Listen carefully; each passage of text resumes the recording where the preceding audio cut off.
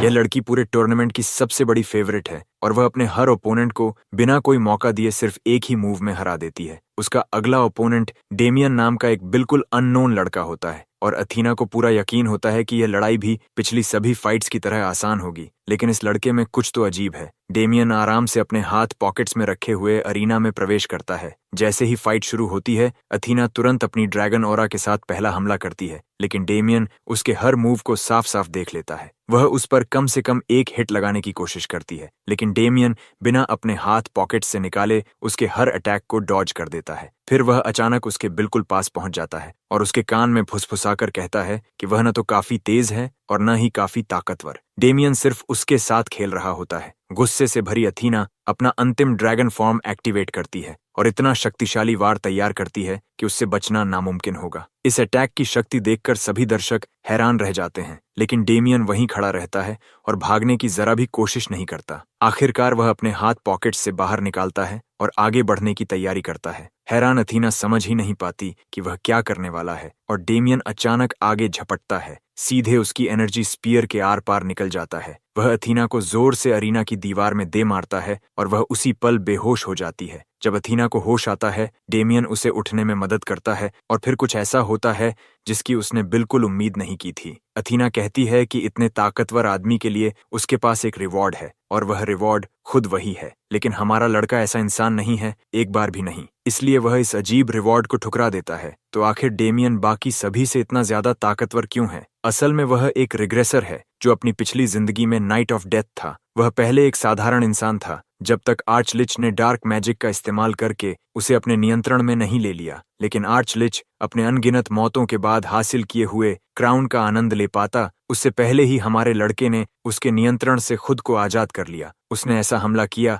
जो सीधे आर्चलिच की छाती पर जाकर लगा, इतनी जोर से कि उसके डीमन जनरल्स भी उसे बचा नहीं पाए। डेमियन हॉकिन आखिरकार अपनी इच्छा से चलने लगा, जिससे आर्चलिच पूरी तरह हैरान रह गया क्योंकि उसने डेमियन की चेतना को पूरी तरह मिटा दिया था। लेकिन किस्मत को कुछ और ही मंजूर था। आर्चलिच कभी भी हमारे लड़के के दिमाग को पूरी तरह फैक्ट्री रीसेट नहीं कर पाया। उसकी आत्मा और चेतना का एक हिस्सा उसके अंदर सुरक्षित रहा, जो उसके सिर के भीतर सोया हुआ अपने ही शरीर को नियंत्रण से बाहर जाते हुए देखता रहा। आर्चलिच के आदेश पर उसके डीमन जनरल्स ने डेमियन पर हमला किया, लेकिन डेमियन ने सिर्फ एक ही वार में उन सबका सफाया कर दिया। आखिरी कोशिश में आर्चलिच ने अपना सबसे बड़ा ट्रम्प कार्ड इस्तेमाल किया और भगवान जाने कितने अनडेड बुला लिए। पूरी की पूरी सेना डेमियन की जान लेने के लिए उसकी तरफ टूट पड़ी, लेकिन एक बार फिर डेमियन को सिर्फ हाथ का एक इशारा करना पड़ा और सारे अनडेड पल भर में राख बन गए। ये देखकर आर्चलिच समझ गया कि उसका अंत अब बहुत करीब है। उसने अनजाने में ऐसा राक्षस बना दिया था जिसकी बराबरी खुद देवता भी नहीं कर सकते थे। अपनी जान बचाने के लिए, जो वैसे भी आर्चलिच के पास सच में थी ही नहीं, उसने सिर्फ बातों से मामला संभालने की कोशिश शुरू कर दी। उसके मन में यह योजना भी थी कि अगर वह डेमियन को बातों से नहीं मना पाया तो अपनी आत्मा किसी दूसरे शरीर में ट्रांसफर कर देगा। लेकिन डेमियन इस हरामी को किसी भी हाल में छोड़ने वाला नहीं था, कम से कम उन लोगों को खोने के बाद तो बिल्कुल नहीं जिनसे वह प्यार करता था। इस हड्डियों के ढेर को मारने के लिए डेमियन ने ऐसी टेक्निक तक बना डाली जो आत्माओं को ही काट सकती थी। शुरुआत में आर्चलिच को यकीन ही नहीं हुआ कि ऐसी कोई टेक्निक हो सकती है। फिर भी बहुत देर होने से पहले उसने भागने की कोशिश की, लेकिन अब बहुत देर हो चुकी थी क्योंकि हमारे लड़के ने आखिरकार अपना अंतिम वार कर दिया, जो सीधे आर्चलिच की छाती पर लगा। पहले तो कुछ भी नहीं हुआ, जिससे उस हड्डियों वाले सिर को राहत मिली और उसे लगा कि यह टेक्निक सिर्फ एक ब्लफ थी। लेकिन जल्द ही उसे समझ आ गया कि ऐसा नहीं था। कोई भयानक जादुई शक्ति उसके ऊपर हावी हो गई और वह वहीं फटकर चूर चूर हो गया। पीछे सिर्फ उसकी खाली खोपड़ी बची। उस बची हुई खोपड़ी को भी डेमियन ने टुकड़ों में कुचल दिया। अपना बदला पूरा करने के बाद डेमियन के जीने की इच्छा खत्म हो गई। उसने उसी हरामी के नियंत्रण में रहते हुए अपने ही परिवार को मार डाला था। उसने अपने ही प्रियजनों का बेरहमी से कत्ल किया था, जबकि उसकी चेतना का एक हिस्सा बेबस होकर यह सब देखता रहा। जिन लोगों को उसने मारा था उनसे दोबारा मिलने का एक ही तरीका था और वह था मौत। यही सोचकर उसने अपनी जान खुद ले ली। लेकिन यह अंत नहीं था। उसकी प्रार्थनाएं सुन ली गईं और उसने फिर से अपनी आंखें खोलीं। जागने पर उसके सामने जो इंसान खड़ा था वह उसकी प्यारी बड़ी बहन थी। उसे लगा जैसे वह स्वर्ग में है और अपनी बहन को देख रहा है। लेकिन अजीब बात यह थी कि वह पहले से कहीं ज्यादा जवान दिखाई दे रही थी। वह उसे छोटा कहता सुन लेती है और उसी पल खुश हो जाती है। एक पल के लिए उसे लगता है कि डेमियन सिर्फ उसकी खुशामद कर रहा है ताकि वह उसे उनके पिता की डांट से बचा सके। एक अच्छी बहन होने के नाते वह मुश्किल समय में उसे बचाने के लिए तैयार हो जाती है। आखिरकार वह हवेली की तरफ भाग जाती है, लेकिन उससे पहले उसे अंदर चले जाने के लिए कहती है क्योंकि बहुत जल्द बारिश शुरू होने वाली है। डेमियन अपने सामने खड़ी उस विशाल हवेली को देखता है, वही हवेली जिसे उसने अपनी पिछली जिंदगी में जलाकर राख कर दिया था। उसे बिल्कुल समझ नहीं आता कि आखिर हो क्या रहा है। उसकी हालत को सबसे अच्छी तरह सिर्फ एक सपना ही बयान कर सकता है,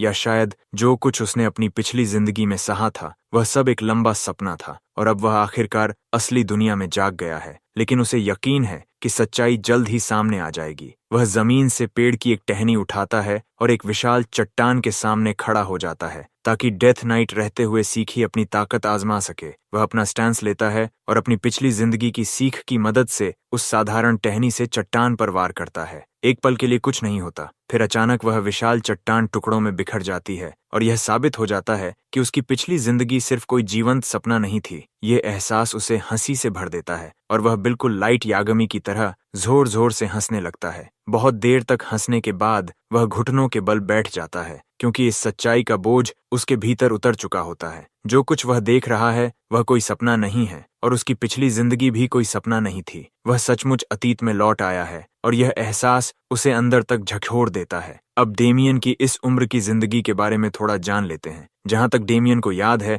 वह एक ऐसा मस्खरा था जो अपनी हरकतों से हमेशा अपने परिवार का नाम शर्मिंदा करता था। उसका पिता हमेशा उसे याद दिलाता रहता था कि वह कितना निकम्मा और बेकार बेटा है जो सिर्फ परिवार का नाम खराब करने के अलावा कुछ नहीं करता। उसकी हरकतों ने हमेशा उसके आसपास के लोगों को सिर्फ दुख ही दिया। उसने अपने परिवार के भविष्य को बर्बाद कर दिया और यहाँ तक कि उनके घर की संपत्ति भी जब्त हो गई। परिवार के लिए शर्म और बर्बादी का कारण बनने की वजह से उसके पिता ने उसे घर से निकाल दिया। पूरे परिवार में सिर्फ उसकी बड़ी बहन ही थी जो अब भी डेमियन को अच्छे इंसान की तरह देखती थी। डेमियन कभी समझ ही नहीं पाया कि वह हमेशा उसका साथ क्यों देती थी और उसकी इतनी चिंता क्यों करती थी, जबकि उसी ने उसकी सगाई तोड़कर उसकी जिंदगी भी बर्बाद कर दी थी। घर छोड़ने से पहले उसकी बहन ने उसके सफर को आसान बनाने के लिए उसे कुछ पैसे दिए। डेमियन पहले हिचकिचाया, लेकिन आखिरकार पैसों की थैली छीनकर जितनी तेज हो सकता था भाग गया, क्योंकि वह शर्म के मारे उसकी आंखों में देख भी नहीं पा रहा था। परिवार से दूर भागने के बाद उसे आखिरकार एहसास हुआ कि उसका अस्तित्व कितना गलत और अभिशप्त था। शर्म और अपराध बोध ने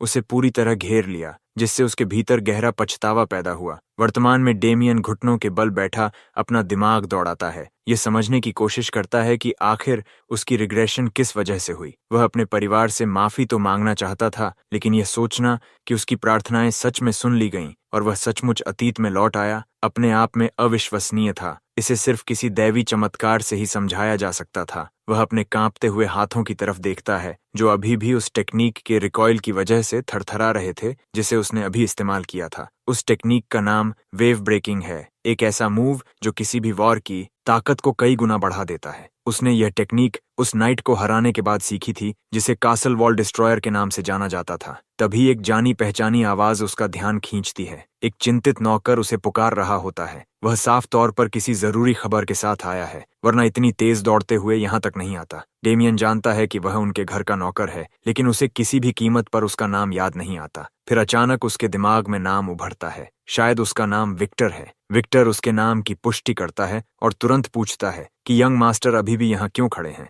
जबकि लेडी लुईज उन्हें खुद बुलाने आई थी। नौकर के मुताबिक इस समय परिवार के मुखिया गुस्से से उबल रहे हैं। दूसरी तरफ डेमियन को जरा भी अंदाजा नहीं कि उसने ऐसा क्या कर दिया जिससे उसके पिता इतने भड़क गए, लेकिन अब यह भी पता चलने वाला है। वाइस काउंटी में मौजूद हॉक एंड मैंशन के अंदर परिवार के मुखिया की गुस्से से भरी गरजती हुई आवाज पूरे घर में गूंज रही होती है। वह इतने ज्यादा गुस्से में होते हैं कि वहीं खड़े खड़े किसी चीज से डेमियन पर हमला करने की कोशिश करते हैं, लेकिन नाइट के रूप में हासिल अपने अनुभव की वजह से डेमियन ठीक समय पर उस वार से बच जाता है। तभी उसकी माँ और बहन दौड़ते हुए अंदर आती हैं और सही समय पर परिवार के मुखिया को पकड़ लेती हैं, इससे पहले कि वह सचमुच डेमियन के टुकड़े टुकड़े कर दें। पता चलता है कि डेमियन ने एक बार में भारी हंगामा खड़ा कर दिया था, जिसकी वजह से उसे वहां से निकाल दिया गया और उसने एक बार फिर परिवार का नाम बदनाम कर दिया। पूरा शहर अब यही बातें कर रहा है कि हॉकेन परिवार का वारिस एक निकम्मा उपद्रवी है। अगर उसकी माँ और बहन समय पर न पहुंचती तो बूढ़ा आदमी शायद वहीं डेमियन का सिर फोड़ देता। दोनों मिलकर गुस्से से भरे पिता को शांत करने की पूरी कोशिश कर रही थीं। इस बीच डेमियन गहरी सोच में डूबा हुआ था। उसे याद भी नहीं कि आखिरी बार उसे इस तरह डांट कब पड़ी थी। लेकिन अब जब यह सब फिर से हो रहा था, अजीब बात यह थी कि उसे खुद के जिंदा होने का एहसास हो रहा था। अब परिवार से जल्दी से परिचय कर लेते हैं। गुस्से में खड़े बुजुर्ग आदमी पॉल डी हॉकेन हैं, उनकी माँ मैरिटा हॉकेन है और उनकी बड़ी बहन उसकी प्यारी और हमेशा उसे बचाने वाली लुईज हॉकेन है। बाहर चाहे कितना भी हंगामा क्यों न हो, डेमियन को अपनी पिछली जिंदगी में इस सब की बहुत याद आती थी। उसकी आंखों से बिना चाहे आंसू बहने लगते हैं। पूरा परिवार अविश्वास से उसे देखता रह जाता है। उनका बेटा इस तरह रो रहा है, यह तो उन्होंने कभी देखा ही नहीं था। यहाँ तक कि पॉल डी भी थोड़ा शांत हो जाता है। सजा देने से पहले वह अपने बेटे को अपनी सफाई देने का एक मौका देता है, लेकिन डेमियन के पास कहने के लिए कुछ भी नहीं होता, न कोई बहाना न कोई सफाई। ये जवाब उसके पिता के लिए किसी बड़े झटके से कम नहीं था। परिवार की नजर में डेमियन हमेशा वही लड़का था जो हर गलती से घटिया बहानों के सहारे बच निकलता था, लेकिन आज वह अपनी हर गलती मान रहा था। वह स्वीकार करता है कि हॉकेन परिवार का नाम उसी ने बदनाम किया है। यह सब उसकी ही गलती थी और उसे यह मानने में बिल्कुल शर्म नहीं थी। पॉल डे लंबी सांस छोड़ता है। आमतौर पर बातें इस तरह नहीं होती थीं, फिर भी उसे समझ नहीं आता कि उसके बेटे की यह थोड़ी सी ईमानदारी उसे माफ करने के लिए काफी है या नहीं। पूरे सम्मान के साथ डेमियन कहता है कि वह अपनी हर गलती की भरपाई करने के लिए तैयार है। परिवार की इज्जत वापस लाने और हुए नुकसान को ठीक करने के लिए जो भी करना पड़े वह करेगा। और जब यह सब पूरा हो जाएगा तब उसके पिता जो भी सजा उचित समझें वह उसे स्वीकार करेगा। उसकी यह बात सुनकर पूरा परिवार स्तब्ध रह जाता है। ऐसा लग रहा था जैसे उनके सामने कोई बिल्कुल अलग इंसान खड़ा हो। उसके पिता तक सोचने लगते हैं कि कहीं इस लड़के के सिर पर चोट तो नहीं लग गई। इसके बाद दृश्य मर्चेंट सिटी लैंडवर्क में बदल जाता है। विक्टर और डेमियन चुपचाप पब की तरफ बढ़ रहे होते हैं। नौकर विक्टर साफ तौर पर घबराया हुआ था। उसे बिल्कुल भरोसा नहीं था कि यह अच्छा विचार है। अफवाह थी कि उस पब के पीछे एक सिंडिकेट का हाथ है। अगर यह सच हुआ तो मामला बहुत खतरनाक हो सकता था। लेकिन कभी निडर डेथ नाइट रह चुका डेमियन आराम से आगे बढ़ जाता है और विक्टर से कहता है कि अगर वह इतना डर रहा है तो वापस जा सकता है। लेकिन वफादार नौकर विक्टर सिर हिलाकर मना कर देता है। वह अपने कर्तव्य से बंधा हुआ है और सिर्फ डर की वजह से अपने मालिक का साथ छोड़ने वाला नहीं है। डेमियन उसे भरोसा दिलाता है कि वे सिर्फ पब के मालिक से बात करने और पिछली बार किए गए हंगामे के लिए सच्चे दिल से माफी मांगने आए हैं। वह सिर्फ अपनी गलती सुधारना चाहता है। चलते हुए वह उम्मीद करता है कि सब कुछ वैसे ही हो जैसा उसने अपने मन में सोचा है। उसे नहीं पता कि वह अतीत में कैसे और क्यों लौटा, लेकिन अगर किसी भगवान ने सचमुच उसे जिंदगी का दूसरा मौका दिया है तो वह इसे बिल्कुल बर्बाद नहीं करेगा। अगर उसे अपने परिवार का भविष्य हमेशा बर्बाद करने वाले अभिशाप को तोड़ना है तो उसे अब बड़े कदम उठाने होंगे। जैसे ही वह पब के दरवाजे के सामने पहुंचता है, दो गुंडों की नजर तुरंत उस पर पड़ जाती है। वे उसे पहचान लेते हैं और घमंडी व आक्रामक अंदाज में जवाब देते हैं। डेमियन को इतने साल बीत जाने की वजह से वे साफ याद नहीं थे, लेकिन चेहरे कुछ जाने पहचाने जरूर लगते थे। खुद गुस्सा होने के बजाय वह शांत स्वर में कहता है कि वह सिर्फ पिछली बार किए गए हंगामे के लिए माफी मांगने आया है। दोनों गुंडे एक पल के लिए चुप रह जाते हैं, जैसे समझ ही नहीं पा रहे हों कि क्या कहें। लेकिन जैसे ही उसकी बात उनके दिमाग में बैठती है, वे जोर जोर से हंसने लगते हैं। उनके लिए यह बहुत मजेदार था कि बदनाम वारिस डेमियन अचानक इतना विनम्र और सम्मानजनक व्यवहार कर रहा था। उनकी नजर में वह हमेशा एक घटिया परिवार का घटिया बड़ा बेटा था, लेकिन अब उन्हें भी मानना पड़ रहा था कि वह पहले जैसा नहीं लग रहा। डेमियन चुपचाप खड़ा उनकी सारी बकवास सुनता रहता है। फिर वे हद पार कर देते हैं। वे उसकी बहन का नाम लेकर उसके बारे में बेहद गंदी और घिनौनी बातें करने लगते हैं। वे कहते हैं कि उसकी माफी तभी स्वीकार करेंगे जब वह उन्हें अपनी बहन से मिलवाएगा। उन घटिया लोगों ने साफ दिखा दिया कि वे कितने नीच थे और उसी पल बात माफी से आगे बढ़ जाती है। डेमियन इतनी तेजी से उनमें से एक के पास से खंजर छीन लेता है कि उसे खुद भी पता नहीं चलता कि उसका हथियार कब गायब हो गया। शुरुआत में डेमियन सिर्फ माफी मांगकर शांति से लौटना चाहता था,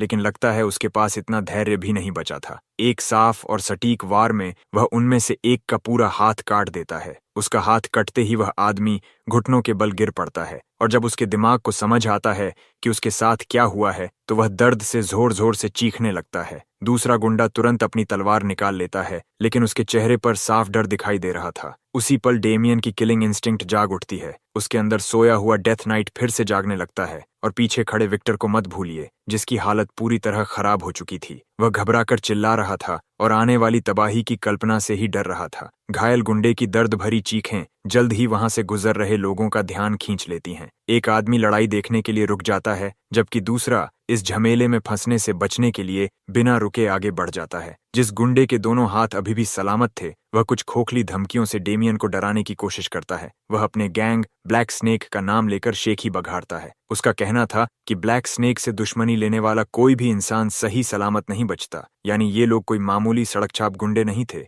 डेमियन को भी इस संगठन की कुछ याद थी। ब्लैक स्नेक उसी समय लैंडवर्क में अपना प्रभाव तेजी से बढ़ा रहा था और यह पब भी उन्हीं के अड्डों में से एक था। उस समय जब डेमियन ने यहाँ के महंगे खाने की शिकायत की थी, तो बदले में उसे सिर्फ बेरहमी से पीटा गया था। सिर्फ पीटा ही नहीं गया, बल्कि सबके सामने उसकी बेइज्जती भी की गई थी। अब जब वह इसके बारे में सोचता है तो उसे लगता है कि माफी मांगने वाला वह नहीं, बल्कि सामने वाले लोग होने चाहिए थे। लड़ाई पर वापस आते हैं। वह गुंडा साफ कहता है कि नोबल होने से डेमियन अपनी आने वाली सजा से नहीं बच पाएगा। इतना कहकर वह पूरी ताकत से तलवार लेकर डेमियन पर टूट पड़ता है। डेमियन बस एक कदम पीछे हटता है, उसके पैर उलझा देता है और वह गुंडा मुंह के बल जमीन पर गिर जाता है। वह खांसते हुए उठ भी नहीं पाता कि डेमियन पहले ही खंजर लेकर उसके ऊपर पहुंच चुका होता है। उस हरामी को शुक्र मनाना चाहिए कि वह सिर्फ अपनी एक टांग खोने वाला है। अगर डेमियन अपने परिवार के बारे में न सोच रहा होता तो इन लोगों का इस दुनिया से नामो निशान मिटाना उसके लिए कोई मुश्किल बात नहीं थी। ये बात साफ करने के बाद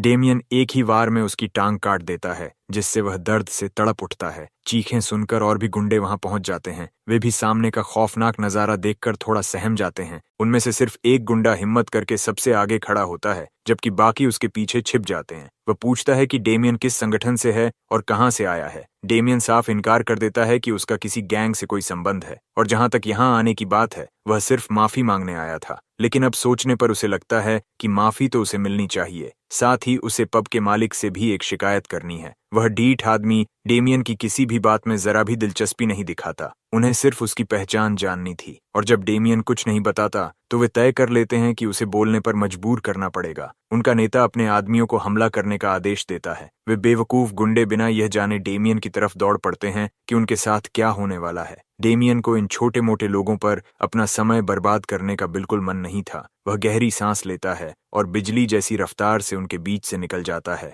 उन हाथों को काटते हुए जो कभी उसके खिलाफ तलवार उठाने के लायक ही नहीं थे। सिर्फ एक डैश के बाद 3 आदमी जमीन पर पड़े थे। यह तेज हमला देखकर गुंडों का नेता पूरी तरह स्तब्ध रह जाता है। हालांकि इतनी तेज रफ्तार का इस्तेमाल करने से डेमियन के युवा और अभी पूरी तरह मजबूत न हुए शरीर पर थोड़ा असर पड़ता है, फिर भी उसके पास सामने खड़े आखिरी आदमी को खत्म करने भर की ताकत अभी भी बची थी। वह हरामी डरकर रहम की भीख मांगने लगता है और कहता है कि अगर डेमियन उसे माफ कर दे तो वह माफी मांग लेगा। लेकिन साफ था कि इस रोने धोने वाले आदमी को कोई दया नहीं मिलने वाली, कम से कम तब तक नहीं जब तक डेमियन उसके शरीर का एक हिस्सा अपने साथ न ले जाए। दृश्य तुरंत पब के अंदर चला जाता है जहां रौनक लगी हुई थी, लेकिन जैसे ही लोग दरवाजे के पास डर से जमे हुए उस आदमी को देखते हैं, माहौल पल भर में बदल जाता है। बेचारा अपनी मौत से भाग भी नहीं पाया। उसका शरीर एक तरफ गिर जाता है और डेमियन वहां खड़ा दिखाई देता है। वह अपने गाल पर लगा खून पोंछता है, जबकि कुछ ही पल पहले आराम से शराब पी रहे ग्राहक अपनी जान बचाकर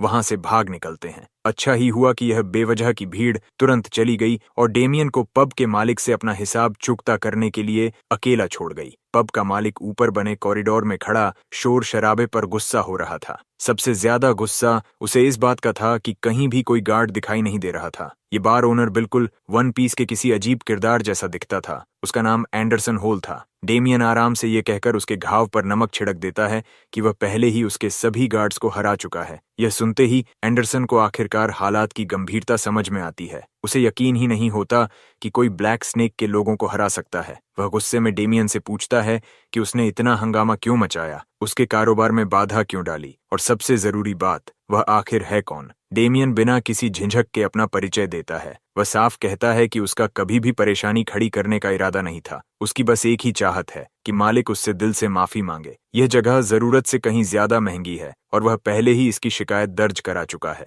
लेकिन उसे जो जवाब मिला वह था सबके सामने बेइज्जती से पिटना और कुत्ते की तरह बाहर फेंक दिया जाना। सबने उसे गलत समझा और यही मान लिया कि वही झगड़ा करने वाला था। इस गलत फहमी ने उसके परिवार की इज्जत पर गहरी चोट पहुंचाई, जिससे उन्हें भारी नुकसान उठाना पड़ा। बड़ी मूंछों वाला एंडरसन टंटवाल्न अभी तक यह समझ ही नहीं पाया कि वह कैसी स्थिति में फंसा हुआ है। पछताने की बजाय वह डामन और उसके परिवार का मजाक उड़ाता है। वह कहता है कि हॉक्स और विक काउंटी के लोगों में अब कोई सम्मान नहीं बचा, और यह बात इस जोकर को बेहद मजेदार लगती है। उससे भी ज्यादा हंसी की बात यह है कि डामन सच में उससे माफी की उम्मीद कर रहा था। लगता है हमारे लड़के को पहले से ही इस हरामी से ऐसे ही जवाब की उम्मीद थी। शुरुआत में उसने सोचा था कि अगर यह दिल से माफी मांग लेगा तो वह इसे छोड़ देगा, लेकिन अब उसके पास वही बहाना आ चुका है जिसका उसे इंतजार था, अपना मनचाहा बदला लेने का। अपने परिवार के बारे में गंदी बातें करने के लिए वह इस हरामी को किसी भी कीमत पर माफ नहीं करेगा। पलक झपकते ही डेमियन इतनी तेजी से आगे बढ़ता है कि सीधे पहली मंजिल पर खड़े उस हरामी के सामने पहुंच जाता है। खंजर सीधा उसकी तरफ ताना हुआ है और वह उसके पेट की आंतें बाहर खींच लेने के लिए तैयार है। लेकिन लगता है इस बार हमारा लड़का थोड़ा ज्यादा ही बहक गया और उसने अपनी सावधानी छोड़ दी। तभी एक आदमी तेजी से अंदर घुसता है और अपनी भारी तलवार पूरी ताकत से डेमियन पर दे मारता है, जिससे वह वापस नीचे ग्राउंड फ्लोर पर जा गिरता है। उस वार की ताकत बेहद खतरनाक थी। उस रहस्यमयी आदमी का नाम टेड है, जिसका एंडरसन काफी देर से इंतजार कर रहा था कि वह बीच में आए। दामन मानता है कि इस आदमी में वाकई दम है। उसकी ताकत देखकर हमारे लड़के के मन में सवाल उठता है कि टेड जैसा इंसान आखिर इतनी घटिया जगह पर काम क्यों कर रहा है। अब वह यह जानने के लिए बेहद उत्सुक है कि इस स्तर का नाइट आखिर यहाँ मौजूद ही क्यों है। अब थोड़ी बात नाइट्स की करते हैं। सम्मान के इन महान योद्धाओं की पूरी जिंदगी मार्शल आर्ट्स के रास्ते पर गुजरती है। इनके भी अलग अलग रैंक होते हैं। सबसे पहले ट्रेनी, फिर अप्रेंटिस नाइट, और आखिर में जब उनकी ताकत पर्याप्त हो जाती है तो वे ऑफिशियल नाइट बनते हैं। ऑफिशियल नाइट्स ऐसे योद्धा माने जाते हैं जो ऑरा का इस्तेमाल कर सकते हैं। उनकी ताकत इतनी होती है कि वे माउंटेन लेवल वॉरियर्स कहलाते हैं और अपने सामने मौजूद दर्जनों जीवों को एक ही लड़ाई में काट गिरा सकते हैं। वे बिना पसीना बहाए किले की दीवारों तक को चीर सकते हैं। दूसरे शब्दों में कहें तो इस कहानी के नाइट्स बेहद खतरनाक और असाधारण ताकत वाले अस्तित्व हैं। शायद यही वजह है कि बार ओनर पागलों की तरह हंस रहा है, क्योंकि उसे अपनी जीत पर पूरा भरोसा है। भले ही टेड सिर्फ एक अप्रेंटिस नाइट हो, लेकिन उसने ब्लैक स्नेक ऑर्गेनाइजेशन के लीडर के प्रति अपनी निष्ठा की शपथ ली हुई है। टेड के मैदान में उतरते ही बार ओनर को पूरा यकीन हो जाता है कि हमारा लड़का अब इस जगह से सही सलामत बाहर नहीं निकल पाएगा। और हाँ, वन पीस सच में रियल है। डेमियन पूरे आत्मविश्वास के साथ टेड से उसकी रैंक पूछता है। अब उसे समझ आ गया कि पिछली भिड़ंत के दौरान उसे ऑरा की हल्की सी मौजूदगी क्यों महसूस हुई थी। लेकिन डेमियन की यह बात सुनकर टेड खुद हैरान रह जाता है। उसे यकीन ही नहीं होता कि हमारे लड़के जैसा मामूली दिखने वाला इंसान उसकी ऑरा को महसूस कर सका, जबकि उसने उसे छिपाने की पूरी कोशिश की थी। कुछ पल सोचने के बाद दामन समझ जाता है कि टेड आखिर इस घटिया जगह पर काम क्यों कर रहा है। उसे लगता है कि टेड ऑफिशियल नाइट बनने लायक नहीं माना गया और उसे रैंक से बाहर निकाल दिया गया, जिसके बाद उसके पास जाने के लिए कोई जगह नहीं बची। दामन के शब्दों ने पहले ही नाइट के आत्मसम्मान पर चोट पहुंचा दी थी, जबकि बार ओनर उसे पैसों की बात करके शांत करने की कोशिश करता है। अपनी रैंक के साथ अप्रेंटिस शब्द सुनते ही टेड का खून खौल उठता है। गुस्से से भरा हुआ वह अविश्वसनीय रफ्तार से आगे बढ़ता है ताकि इस घमंडी नोबल का मुंह अपनी तलवार से काटकर उसकी बदतमीजी की सजा दे सके। लेकिन हमारा लड़का बिना जरा भी डरे वहीं खड़ा रहता है, जबकि टेड की तलवार उसे 2 टुकड़ों में काटने ही वाली होती है। आखिरी पल में वह उस भारी वार से बच निकलता है। अगर उसने वह हमला नहीं टाला होता तो गुस्से से भरा अप्रेंटिस नाइट उसे सचमुच बीच से 2 हिस्सों में काट चुका होता। दूसरे हमले की तैयारी करते हुए अप्रेंटिस नाइट लगातार डेमियन पर वार करने लगता है। हमारा लड़का बिना ज्यादा मुश्किल के उन हमलों से बचता रहता है और साथ ही अपने प्रतिद्वंद्वी की असली क्षमता को समझने लगता है।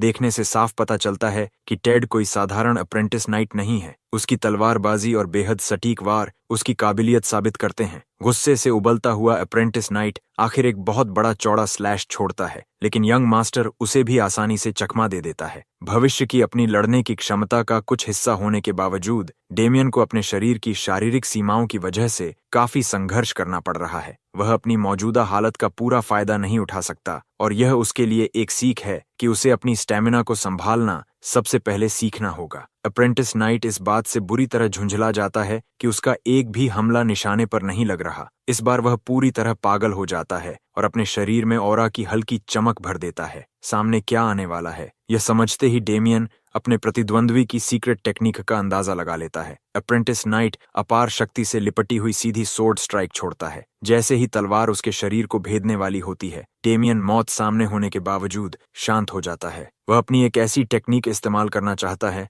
जो इस हमले का पूरी तरह मुकाबला कर सके। डेथ नाइट के रूप में बिताए अपने दर्दनाक दिनों को याद करते हुए उसे वह लेजेंडरी किलर याद आता है जिसे ब्लेड ऑफ डेथ के नाम से जाना जाता था। उस असैसिन को प्रकृति की विनाशकारी शक्ति जैसा माना जाता था, इसलिए डेथ नाइट उसका सामना करने गया था। फैंटम असैसिन तुरंत अपनी तलवार उस राक्षसी दिखने वाले नाइट की ओर तान देता है और कहता है कि अगर वह पीछे नहीं हटा तो वह उसे मार डालेगा। जब उसे समझ आ गया कि डेथ नाइट पीछे हटने वाला नहीं है, तो फैंटम असैसिन के भीतर छिपा हुआ खतरनाक पक्ष जाग उठता है। खून का प्यासा वह दरिंदा एक और शिकार मिलने से रोमांचित हो गया। वास्तव में वह अपनी सीक्रेट टेक्निक का ऐसा प्रदर्शन करना चाहता था जैसा पहले कभी नहीं हुआ। अपनी तीक्ष्ण नजरों की बदौलत वह इंसानी शरीर के वाइटल पॉइंट्स का विश्लेषण कर सकता था और उसके अंदर मौजूद पानी का इस्तेमाल करता था। फिर उसने अपनी अल्टीमेट किट कैट टेक्निक छोड़ दी जो शायद उसने सुकूना से सीखी थी और डेथ नाइट के शरीर को चीर डाला। सबसे हैरानी की बात यह थी कि उसने यह सब सिर्फ एक साधारण लकड़ी की तलवार से किया, जिससे उसकी टेक्निक की महानता और भी साबित होती है। डेथ नाइट का 2 हिस्सों में बंटा शरीर जमीन पर पड़ा था, जबकि फैंटम असैसिन अपनी जीत का जश्न मना रहा था। लेकिन उसे क्या पता था कि डेथ नाइट इतनी आसानी से मरने वाला नहीं था। जैसे ही उसने पीछे मुड़कर देखा, उसके सामने विनाश खड़ा था। उस प्राणी का शरीर फिर से जुड़ने लगा। उसका मांस और उसके अंग दोबारा एक साथ बनने लगे, जबकि उसे बीच से काट दिया गया था। हाँ, क्योंकि डेथ नाइट ने हानेरा की एंटी किटकैट टेक्निक निकाल ली थी। शरीर पूरी तरह से फिर जुड़ जाने के बाद फैंटम असैसिन को समझ आने लगा कि उसने एक अनडेड मॉन्स्टर को निशाना बनाकर बहुत बड़ी गलती कर दी। अब सबसे मजेदार बात यह है कि अपने ऊपर वही टेक्निक झेलने के बाद डेमियन ने उसे उसी पल सीख लिया और अपनी तीक्ष्ण नजरों से फैंटम असैसिन के वाइटल पॉइंट्स को निशाना बनाना शुरू कर दिया। फैंटम असैसिन को यह समझने का मौका भी नहीं मिला कि क्या हो रहा है और डेथ नाइट ने उसी टेक्निक से उसे खत्म कर दिया। इंस्टेंट कर्मा, और यह सब उसने बिना तलवार के ही कर दिखाया। वह पागल असैसिन असहनीय दर्द झेलता रहा, लेकिन यह कभी समझ नहीं पाया कि कोई उसकी सीक्रेट टेक्निक की नकल कैसे कर सकता है। यहीं से कहानी वापस वर्तमान में लौटती है। टेड के चेहरे पर भी बिल्कुल वैसा ही भाव है, निराशा और हार का। वह जमीन पर गिरा पड़ा है। उसका शरीर 2 हिस्सों में नहीं बंटा, लेकिन उसे एक बेहद गहरा स्लैश जरूर लगा है। हमारा महान नायक बताता है कि उसके हर दुश्मन के साथ यही हुआ। उन्हें तब तक पता ही नहीं चलता था कि उनके साथ क्या हुआ, जब तक वे जमीन पर गिरकर तड़प नहीं रहे होते थे। उसकी हर लड़ाई बिल्कुल इसी तरह खत्म होती थी। क्यों? क्योंकि डेथ नाइट के रूप में उसकी जन्मजात क्षमता यही थी कि वह अपने दुश्मनों की स्किल्स को एब्जॉर्ब कर लेता था और उन्हें अपनी स्किल्स की तरह इस्तेमाल करता था। आसान शब्दों में कहें तो ब्रो, ककाशी द कॉपी निंजा को भी कड़ी टक्कर दे रहा है। टेड को इस हालत में गिरते देख बार ओनर डर से कांपने लगता है। उसके माथे पर पसीना छूट जाता है और उसे लगता है कि अब अगली बारी उसकी है। उसके चेहरे पर पूरी तरह बेबस वेजिटा वाला एक्सप्रेशन आ जाता है। कुछ ही सेकंड बाद वह हमारे लड़के के सामने घुटनों के बल बैठ जाता है और हैक्स इन विक काउंटी का अपमान करने के लिए माफी मांगता है। बात यहीं खत्म नहीं होती। वह हुई परेशानी के बदले मुआवजे के तौर पर काफी मात्रा में गोल्ड भी देने की पेशकश करता है। दामन मन ही मन खुश हो जाता है। वह तो यहाँ सिर्फ एक साधारण माफी लेने आया था, लेकिन साथ में आसान पैसा भी मिल रहा है। वह इस मामले को यहीं खत्म करने का फैसला करता है और अपने सर्वेंट विक्टर की ओर देखता है, जिसने पूरी घटना को चुपचाप देखा था। सर्वेंट तुरंत गोल्ड इकट्ठा करने पहुंच जाता है, लेकिन जो कुछ उसने देखा उसके बाद उसे अपनी ही आंखों पर यकीन नहीं होता। उसने अपनी आंखों से देखा कि यंग मास्टर ने आखिरी पल में एक अविश्वसनीय टेक्निक से नाइट को पूरी तरह हरा दिया। उसके लिए यह समझना नामुमकिन है कि यंग मास्टर के पास अचानक इतनी शक्तिशाली टेक्निक्स आखिर आई कहां से। अगले दृश्य में वे बार से बाहर निकल रहे होते हैं। विक्टर कहता है कि उसने अपनी जिंदगी में कभी इतना सारा पैसा नहीं उठाया, लेकिन कुछ बताता है कि बार ओनर की कहानी अभी खत्म नहीं हुई, क्योंकि यह कमीना भविष्य में बदला लेने की ठान चुका है। उसका इरादा ब्लैक स्नेक ऑर्गेनाइजेशन के लीडर से मिलने का है। लेकिन जैसे ही वह अपने अगले बदले की योजना बनाने लगता है, हमारा लड़का वापस लौट आता है और उसकी दाहिनी कान काटकर उसे उसकी औकात याद दिला देता है। बार ओनर दर्द से चीख उठता है, जबकि डेमियन उसे याद दिलाता है कि उचित सजा दिए बिना वह यहाँ से नहीं जा सकता था। और हाँ, उसे पहले से ही बार ओनर के अगले कदम का अंदाजा है, इसलिए वह ऑर्गेनाइजेशन के लीडर के लिए भी एक संदेश छोड़ देता है। डेमियन की सिर्फ एक चेतावनी है, अगर ऑर्गेनाइजेशन ने उसके परिवार के साथ छेड़छाड़ करने की हिम्मत की तो वह उन सब का पूरी तरह सफाया कर देगा। अपना कान कटने के बाद भी बार ओनर बदला लेने की जिद नहीं छोड़ता और ऑर्गेनाइजेशन को इसकी रिपोर्ट करने का फैसला करता है। लेकिन वह बात बाद की है। हमारा लड़का आगे बढ़ता रहता है और बाहर निकलते हुए अपने पिछले जीवन की गलतियों को पूरी तरह स्वीकार कर लेता है। उसका अतीत खून से सना हुआ था, हत्या और सिर्फ पापों से भरे कर्मों का सिलसिला। वह अपने उस अतीत से भागना नहीं चाहता, लेकिन इस बार वह कसम खाता है कि वह अपने परिवार को कभी निराश नहीं करेगा और हमेशा उनके साथ खड़ा रहेगा। डेमियन घोषणा करता है कि अब उनके घर लौटने का समय आ गया है। इसके बाद दृश्य लायन ब्लूम मार्च में बदल जाता है, जहां एक आदमी अपने भाई से कहता है कि पेन ऑलवेज फॉलोज लव। उसका भाई समझ नहीं पाता कि वह आखिर क्या कह रहा है और उसे लगता है कि वह फिर किसी नई लड़ाई पर जाने वाला है। अपने भाई की इस बात को नकारते हुए वह आदमी साफ करता है कि वह असल में प्यार की तलाश में निकल रहा है। हालांकि उसके चेहरे की वह भयानक शक्ल देखकर उसकी बात पर यकीन करना मुश्किल है। हैक्सन एस्टेट लौटने पर हमारा लड़का खुश होता है कि पिछली रात के रोमांच के बाद उसे अच्छी नींद मिल गई, लेकिन बेचारे विक्टर के साथ ऐसा नहीं हुआ। उसकी आंखों के सामने जो कुछ हुआ था वह उसी के बारे में सोचता रहा और पूरी रात जागता रहा। उस भयावह घटना ने उसे यह सोचने पर मजबूर कर दिया कि आगे क्या होने वाला है। दमेन कहता है कि आखिरकार सब कुछ उनके पक्ष में गया, इसलिए चिंता करने की कोई जरूरत नहीं है। भले ही वे अपनी मूल योजना से थोड़ा हट गए थे, लेकिन उन्होंने अपना उद्देश्य फिर भी पूरा कर लिया। अब हमारा लड़का बस इस इंतजार में है कि यह अफवाह हर जगह फैल जाए ताकि लोग समझ जाएं कि वाइकाउंट हैकिन के बड़े बेटे से पंगा नहीं लेना चाहिए। जब यह अफवाह फैल जाएगी तब कोई भी दोबारा उसके परिवार को परेशान करने की हिम्मत नहीं करेगा। वह इस बात से भी खुश है कि निकम्मे बेटे वाली उसकी बदनामी भी थोड़ी बदल जाएगी और लोग उसे पहले से कहीं ज्यादा सम्मान की नजर से देखेंगे। यहाँ तक कि उसका सर्वेंट विक्टर भी समझ नहीं पा रहा कि यंग मास्टर अचानक इतना सक्षम और समझदार कैसे बन गया। सर्वेंट ब्लैक स्नेक ग्रुप को लेकर बेहद डरा हुआ है, क्योंकि पिछली रात उन्होंने जो किया वह हर मायने में खुली चुनौती थी। दामन ने उनके आदमियों को घायल किया और एक अप्रेंटिस नाइट तक को हरा दिया। इतनी बड़ी धमकी सामने होने के बावजूद डेमियन को पूरा भरोसा है कि किसी नोबल फैमिली के खिलाफ कदम उठाने से पहले वे 100 बार सोचेंगे, और अगर वे इतने मूर्ख निकले कि फिर भी कोशिश करें तो वह उनकी बुरी तरह पिटाई करेगा। डेमियन की यह बात सुनकर विक्टर की कुछ चिंता कम हो जाती है और वह हमारे लड़के की असाधारण सोर्ड स्किल्स की तारीफ करता है, ऐसी स्किल्स जो उसके पास होनी ही नहीं चाहिए थीं। यही सोचकर वह पूछ बैठता है कि यंग मास्टर आखिर इतनी शानदार तलवारबाजी कब सीख गया। जाहिर है हमारा लड़का तुरंत नजरें फेर लेता है, क्योंकि उसके पास इसका कोई जवाब नहीं है। डेमियन बस इतना कहता है कि वह कभी कभी अभ्यास कर लिया करता है। उधर डेमियन के पिता बैरी एलन द फ्लैश जैसी रफ्तार से वहां पहुंचते हैं। वे इस बात से बेहद गुस्से में हैं कि उनका बेटा पूरे दिन कल घर से गायब था। इससे भी ज्यादा उन्हें डर है कि कहीं उसने फिर कोई नई मुसीबत तो खड़ी नहीं कर दी। बिना जरा भी डरे डमेन अपने पिता से शांत होने के लिए कहता है, क्योंकि उसने सब कुछ संभाल लिया है और अपनी पिछली गलती भी सुधार दी है। इसके बाद वह विक्टर से उनकी सबसे कीमती चीज दिखाने को कहता है। चमचमाते गोल्ड कॉइन्स को देखते ही उसके माता पिता का मूड तुरंत बदल जाता है। उन्हें खुश करने का इससे आसान तरीका और कोई नहीं था। यंग मास्टर उन्हें उसी टैवर्न जाने की पूरी बात बताता है और समझाता है कि वहां हुई एक गलत फहमी को उसने दूर कर दिया, जो उनकी अपनी गलती थी। उसी गलती के मुआवजे के रूप में उन्होंने उसे यह सारा पैसा दिया। बस उसने बड़ी चालाकी से यह हिस्सा छोड़ दिया कि उसने करीब 20 हाथ काट दिए थे और बार ओनर का कान भी उड़ा दिया था। शुरुआत में उसके माता पिता को उसकी बात पर शक होता है, लेकिन गोल्ड देखकर वे जल्दी ही उसकी बात मान लेते हैं। मजेदार बात यह है कि डामन अपनी बात साबित करने के लिए विक्टर को भी गवाह बना देता है और उसे भी अपने साथ खड़ा कर देता है। आखिर में विक्टर यंग मास्टर की कही हर बात से सहमत हो जाता है। इससे उसकी बात पर और भरोसा बढ़ जाता है और उसके परिवार का विश्वास भी उस पर मजबूत हो जाता है। दामन के माता पिता खुश हो जाते हैं, जबकि विक्टर मन ही मन समझ जाता है कि उसका यंग मास्टर तो गैसलाइटर प्रो मैक्स निकला। इसके बाद दृश्य तुरंत बदलता है और हमारा लड़का अपनी स्टैमिना जांचने के लिए मैदानों में पूरी रफ्तार से दौड़ रहा होता है। थोड़ी ही देर बाद वह पूरी तरह थक जाता है और सांस लेने के लिए हांफने लगता है। इससे डेमियन अपनी सीमाओं को अच्छी तरह समझ जाता है। उसे एहसास होता है कि अगर उसने जल्द से जल्द अपने इस कमजोर शरीर को नहीं सुधारा तो वह हमेशा भारी नुकसान में रहेगा। वह अपनी जेब से एक बैंगनी जेम निकालता है। किस्मत से उसे ऐसी चीज मिल गई थी जो फिलहाल उसकी काफी मदद करने वाली थी। टैवर्न छोड़ने से पहले बार ओनर की ट्रेजर लिस्ट में यह टॉनिक भी शामिल था। ये एल्केमी एकेडमी की बनाई हुई एक क्रिएशन थी। इसे पीने से किसी की स्टेमिना और एनर्जी में काफी बढ़ोतरी हो जाती थी। एल्केमी एकेडमी का नाम सुनकर डेमियन भी थोड़ा हैरान हुआ था।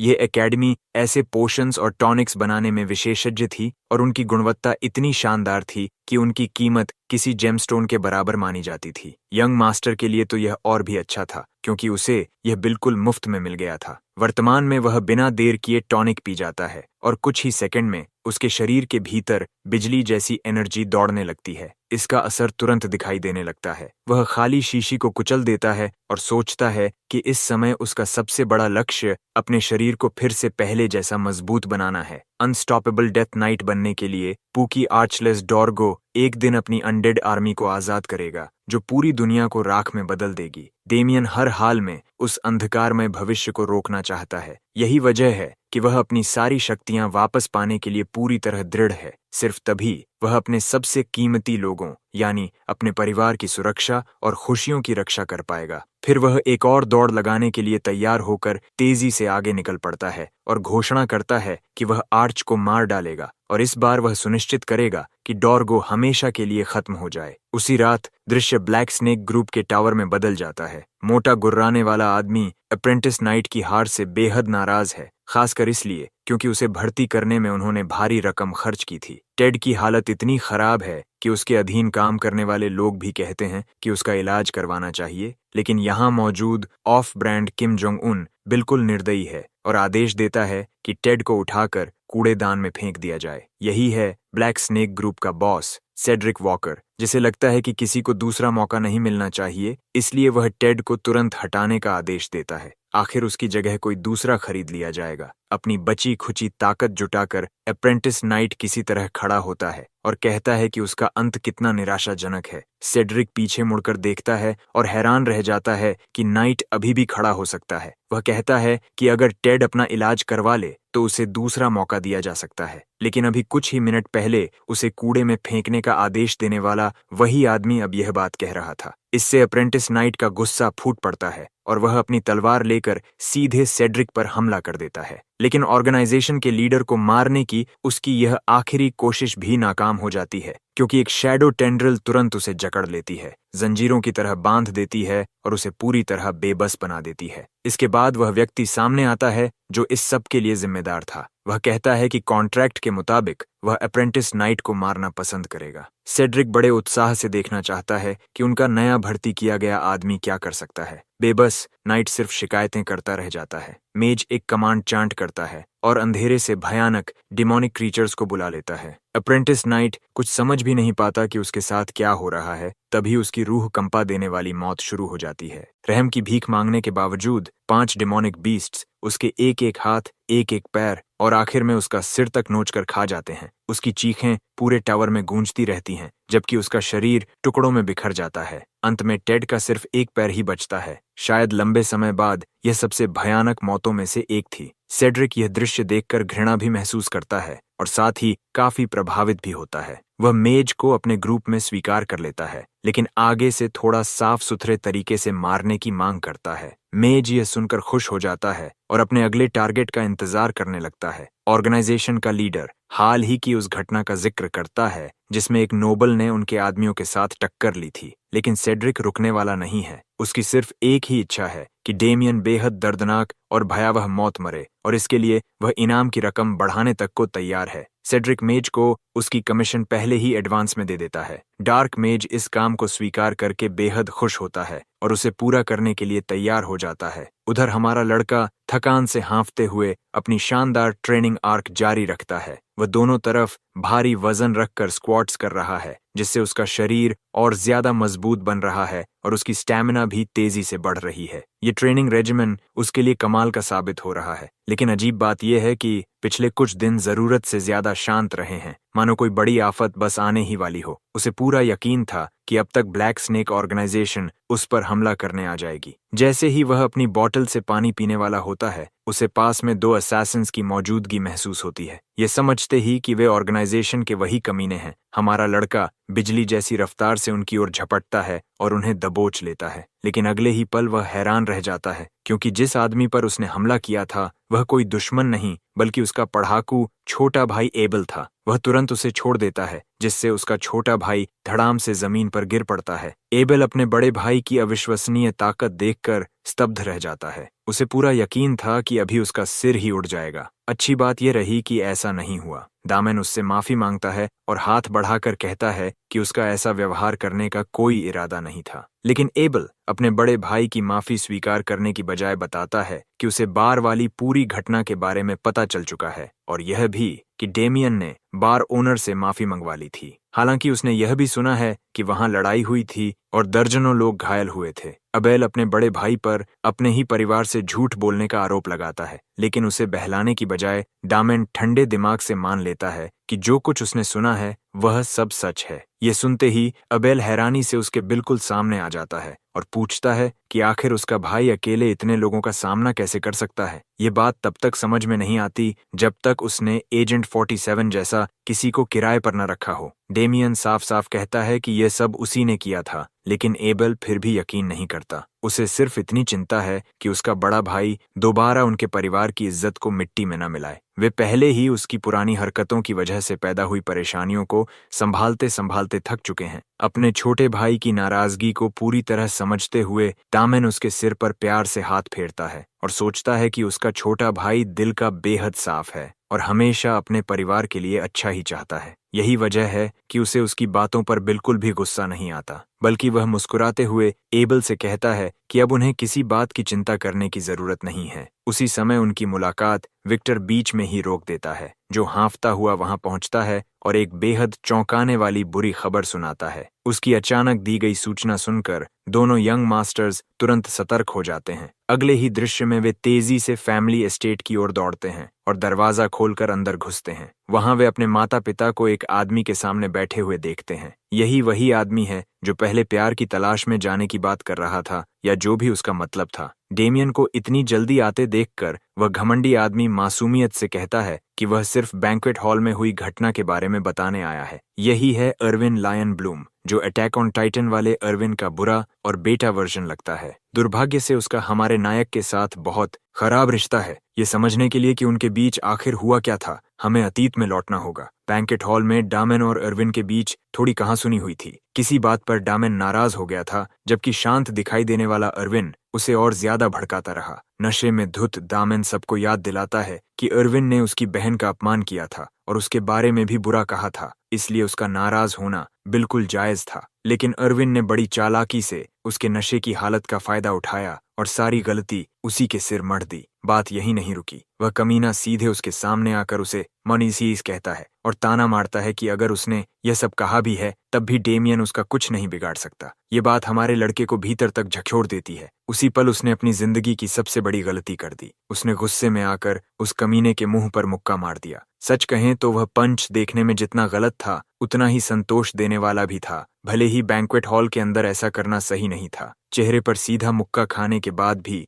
वह नोबल विजयी मुस्कान देता है, मानो वह शुरू से यही चाहता था कि मामला इसी मोड़ पर पहुंचे और यहीं से कहानी फिर वर्तमान में लौट आती है। डेमियन अब पूरी तरह समझ चुका है कि अर्विन ने जानबूझकर वह मुक्का खाया था। असल में वह इतना कुशल था कि नाइट बनने के बेहद करीब था, इसलिए उस पंच से बचना उसके लिए बिल्कुल आसान था। अब साफ हो जाता है कि यह चालाक आदमी शुरू से इसी पल का इंतजार कर रहा था। इस फैमिली मीटिंग में यह आदमी पूरे आत्मविश्वास के साथ हमारे लड़के के माता पिता से कहता है कि वह उनकी बेटी लुईस की बहुत प्रशंसा करता है। शुरुआत में विक काउंट समझ ही नहीं पाता कि अर्विन आखिर कहना क्या चाहता है, लेकिन तभी यह कैप्टन डूशबैग खुलेआम अपने और दामेन की बहन के बीच शादी का प्रस्ताव रख देता है। यह ऐलान पूरे हक्सीन परिवार को झकझोर देता है। दामेन अंदर ही अंदर अपनी नाराजगी दबा लेता है, क्योंकि उसे पता है कि यही सब उसकी पिछली जिंदगी में भी हुआ था। उस हरामी ने उसके परिवार की मजबूर हालत का फायदा उठाया था। अर्विन आगे कहता है कि वह बैंक्वेट हॉल में जो हुआ उसे भूल जाएगा, लेकिन सिर्फ तभी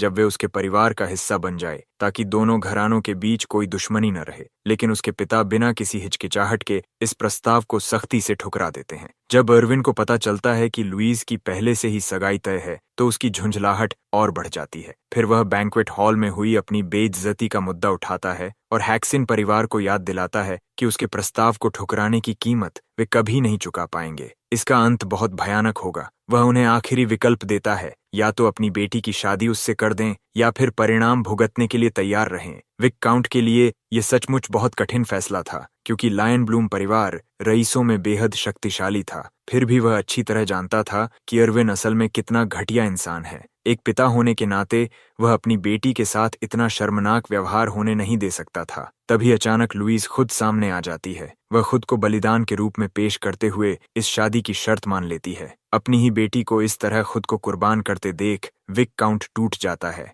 वह उसे भरोसा दिलाने की कोशिश करता है कि वे कोई न कोई रास्ता जरूर निकालेंगे। एबल भी गुस्से में कहता है कि उसकी बहन को डेमियन की वजह से पैदा हुई मुसीबत नहीं झेलनी चाहिए। अपनी बहन को परिवार के लिए इस तरह खड़े होते देखकर डायमंड भी दुखी हो जाता है, लेकिन वह बहादुर लड़की मुस्कुराती रहती है और वादा करती है कि वह अर्विन के साथ चली जाएगी। ये पूरा दृश्य हमारे नायक को उसकी पिछली गलतियों की याद दिलाता है। उसकी वजह से पैदा हुई परेशानियों का बोझ आखिर उसकी बहन को उठाना पड़ा था। अब जब सब कुछ अपने पक्ष में होता देख अर्विन के चेहरे पर शैतानी मुस्कान आ जाती है। वह खुश होता है कि उन्होंने सही फैसला लिया। जाने से पहले वह लुईस से कहता है कि जल्द ही एक आधिकारिक शादी का प्रस्ताव भेजा जाएगा ताकि बाकी बातें तय की जा सकें। लेकिन जैसे ही वह अपनी बकवास कर रहा होता है तभी उसके सामने खुद शैतान की तरह डामेन आकर खड़ा हो जाता है और उसे घूरने लगता है। जिसकी भी बहन हो वह इस हालात में हमारे लड़के जैसा ही चेहरा बनाता। डामेन का मजाक उड़ाते हुए अर्विन उसे अपना ब्रदर इन लॉ कहता है।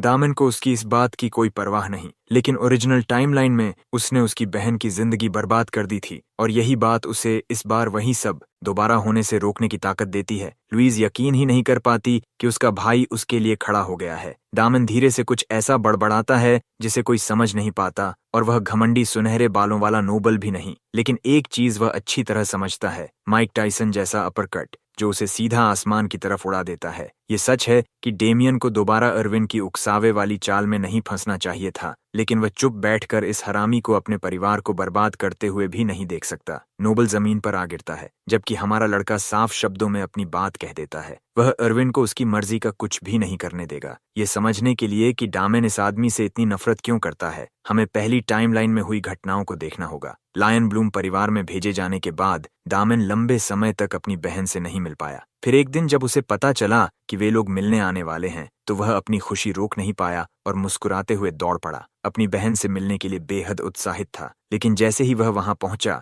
सब कुछ डरावना हो गया। उसके सामने उसकी खूबसूरत बहन खड़ी थी। उसके बाल ऐसे खींचे जा रहे थे जैसे वह कोई इंसान नहीं बल्कि जानवर हो। अर्विन उसे उसके घटिया परिवार की शिकायत करने पर घसीट रहा था। वह इस बात से गुस्से में था कि उसने उसे छोड़ने की धमकी देने की हिम्मत भी कैसे की, लेकिन वह यहीं नहीं रुका। उसे सबक सिखाने और यह यकीन दिलाने के लिए कि वह फिर कभी उसका विरोध न करे, अर्विन पूरी तरह तैयार हो गया। जबकि मासूम लड़की डर के मारे कांप रही थी, उसने मुट्ठी बांधी और बेरहमी से उसे पीटना शुरू कर दिया, जबकि बेचारी लड़की दर्द से चीखती रही। सिर्फ वह मंजर देखकर ही हमारे लड़के का दिल अंदर से टूट गया। वह अपनी ही बहन की रक्षा नहीं कर पाया और सबसे बड़ी बात, उसे उस हालत तक पहुंचाने वाला भी वही था। ये सब बैंक्वेट हॉल में उसके अपने ही किए गए कामों की वजह से हुआ था। उसी दिन से डेमियन के दिल में एक गहरी नफरत जन्म लेती है, ऐसी नफरत जो सिर्फ एक इंसान के लिए थी, अर्विन लायन ब्लूम। और अब कहानी वापस वर्तमान में लौटती है जहां उसने अभी अभी एक जबरदस्त अपरकट मारकर उसे नॉकआउट कर दिया है। पूरा परिवार सदमे में है। अपने यंग मास्टर की दर्द भरी आवाज सुनकर